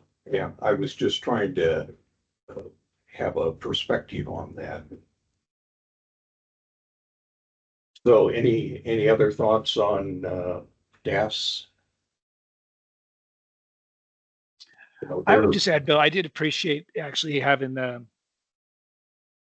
work they did in Wilsonville. It was nice to see those photos because I just remember when that was going through. So it was nice to get closure on that, I guess. I appreciated it. Yeah. And that seems like it turned out well for everyone. Yeah, really well. Yeah. It's I think a good decision for Oregonians being consolidated, and I think that was a good project. Yeah. Well, we've got an operational building now. And, during the pandemic, they were even using it for PPE and stuff like that as a distribution site. So it does have that one state kind of utility. Yeah. Because it was meant to be viewed as an essential facility in the design. So. And it is filled with state police evidence. Yeah. So it has, that's a huge improvement over what that agency was dealing with things just overflowing or outside or things like that. So that's good for them. Yeah. Well, brings back to mind years ago what the crime lab was operating out of in Eugene. And it was a house. Oh, really? So things have come a long way on a lot of. Some of these things. Yeah. So the next was OMD, and they have a lot of constraints. I really was happy to hear that they feel like they got past this, managing the decline concept, because they just, they get the money to build it and then they didn't have enough money to maintain it. And it was just a systematic thing that was somewhat caused by the federal government and funding mechanisms. But it sounds as if now there's at least some level of match plus the program for deferred maintenance that is, keeping them in a better place. So, Yeah. Managing moving their funds around as they Yeah. need to do both. And yeah, Good heads looking It's at the it. tricky thing with the funding, the cadence and the scheduling and Yeah. assuring that you're gonna get your match from the Yeah. state. yeah, But And they also have that, remember the maintenance thing that went in detail about the rate at which they get their maintenance funding from the state. Yeah. So, yeah, they're, at least so they're illuminating these things. yeah. For yeah. part of the No, conversation. it seems like they're in a much better place in terms of maintaining the facilities than they once were. Yeah. And have a system of, even though you don't know the funding, you have things ready to go Yeah. when you do get it. It's lined up. Yeah, it was a much more clear pathway, plus encouraging words on that whole Lynn Benton kind of area that they're, got major contributions. So that was good to hear. Yeah. But it's a complex mechanism. Yes. And, I had helped them work on this Anderson Readiness Center that's there on the corner of Hawthorne and State. And it was 10 years between when they first were trying to do that. And it had then emergency management was a different entity. And so it was a partnership with military and emergency management.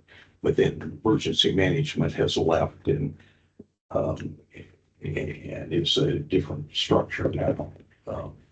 But yeah, it's an interesting process. And the state hospital, Chris seems to be trying to get his arms around, okay, we've been blessed by this facility where finally, after decades and decades, the state funded really doing some significant improvements. And how do we keep it in shape? Yeah, plan for the future and then. Yeah. No, And I don't know, Daniel, has there ever been any thought given for just comparative purposes of, we have quite diverse agencies and different budgets, but it has always occurred to me that maybe a operational cost that was per hour might make more sense than by square foot. It would be square foot too, but the fact that you've got office buildings like what DAS has, and the DAS spends X number of dollars per square foot on those. But, in essence, these 24-hour facilities, it's triple that. my boss can tell you how much it costs to operate the hospital every day. Yeah. Yeah, I need this well, much I money think of- every day to run my. Oregon Health and Science University and Yeah. all of our health affiliates are well into that. Yeah. And the cost to build as well as maintain is gonna be much higher for your labs, your pharmacy, and all your NICUs, all that. Anything. Because, well, but it's also OYA. Yes, right, any of those, right. And any of these that Medical, are right, that's the thing. residential, Right, that it's a kind of a different paradigm. it is. Um, Okay, just for the record, my computer is dying, so. Oh, that was you texting me. Yes, that's me texting you. Oh, I've no, got about I got you. 5%. Do you have a USB-C? I think so. So, yeah, that awareness that, Thank you. what their Ah, cost per switch square your foot place. shouldn't be Yeah, as this'll shocking. work. Like, to me, it does, yeah. Exactly. Yeah. I don't know, those numbers, I don't live in them. Call me. I don't. Nobody's crane calling you. It's me. It's getting dire. Yeah. So you're right, what you're getting to is, for those kinds of things are gonna be more, you should not compare to what somebody's doing in an office. And of course, there's constraints in the hospital setting, but then because of the nature of the clientele in the state hospital, Yeah. there's concerns about, Yeah, weaponizing the yeah, construction tools. exactly. And certainly that's true of OYA and corrections. So That's what I was it's, trying to get at. You cannot just do construction around. you inventory it, you secure it, you have Two you know, people watching. you have to have somebody watching you. Yeah. In our security, they do the work and somebody watching. what's often referred to as the general conditions costs are Yes. much higher for those types of projects. Yeah, because they'll just run, they'll grab your tool, hit you with it. Yeah. Bill, did you have something you'd wanted to say? I kept seeing your light pop up. No, I'm good. I just, I do have a meeting at the top of the hour. Just wanted to. Yeah, well, I hope we're about to wrap. And then the last is, OYA, and I think, over the times that, Rex assumed, the facilities, position, and then he's moved on to be the supervisor of that. They have made great strides, and it's, and they've got it kind of planned and under control. And so it's, I can only say that's all good.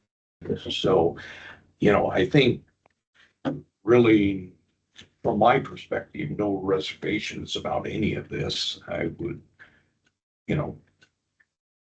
thank them all and say, good job. Okay, so accept all plans and everybody gets a kudo. Yeah, yeah. Love it. Okay. Second. Agree. All right. Well, Well, do you want to do the vote? just to follow up on the schedule from here, Daniel. This concludes the agency presentations, and so what would be the schedule for next meeting, and how Well, would that go? We have options. I mean, traditionally, I think we would revert to the quarterly schedule, which would be October. However, we've been talking every meeting about going places and seeing things, and I'm wondering if we just want to have like monthly meetings and see if we can use those monthly meetings instead of something to discuss, actually schedule like a little field trip. And if you can make it, you can make it. If you can't, you can't. But we can do like several of them this year simply by using the CPAB time that, because we're going to be sort of off duty for in some respects, for the year. So that's an option. I'll throw it out there, but I think technically, October would be our next quarterly meeting. Well, maybe you can do a straw poll. Okay. To see what everybody thinks. Either way sounds fine to me. Yeah, I mean, everybody keeps inviting the board. Yes. And it's just this, we get caught up in this sort of scheduling breakdown. And we have done some, not a whole lot, certainly the one going to Springfield with the state police was significant. I think that we've been invited to deaf school. Certainly, McLaren is open anytime you guys or whatever. And then, the state hospital. Yeah. I think that'd be riveting. To be honest with you. Or Wilsonville or Portland Center. Oh yeah, Wilson. I think Wilsonville would be interesting to see those labs. Yes. Yeah. Okay. All right. Can confirm they are very cool. Let's put that on Amy and me's to-do list to kind of like noodle that and see the feasibility of that, and then we'll start, actually trying to. If it doesn't work out, we'll go to plan C, D, E. But I'd like to at least see if at least one visit to the Anderson Center, have a meal ready to eat with the military part. Yeah, what are they called? They're MREs. Well, I don't think anybody here has been to the new headquarters building, right? Have you been to the headquarters building? Yeah. Okay. Yeah. Because that was that was a new build like 5 years ago now, but it was very impressive, and I don't think many people have had a chance to fully go through it. It might be another opportunity. It's a Yeah. beautiful building. And it's right behind the Anderson Yeah, Readiness just in the Center. back there. But it could, you do kind of see the relationship between that building and the Department of Ag and that whole, so it could be a good Yeah, contextual 'cause, kind of visual. you know, this was land that was surplus to Department of General Services years ago, and there was an agreement with agriculture to put some of their functions where they were like growing and testing and having bees and any number of things that's still right there adjacent to the Anderson Readiness Center. So it's kind of I think it's being coveted. I also, I don't want to like bring it up during the but yeah, they have a lot of land out there. Yeah. But part of that is a floodway, so Oh, I know. it needs to be delineated, so it's not like that land can just be repurposed. Well, and the part that's adjacent to the Anderson Readiness Center right on State is wetlands. Yeah. So there's a little more complexity Yeah. to some of that. We need our final vote, so Bill can go. Thank you. Yes, that we Yeah. accept, that we accept all. Second. All of these presentations as is with kudos. Yep. Second. And all those in favor? Aye. Opposed? So we're Bye, bye, Bill.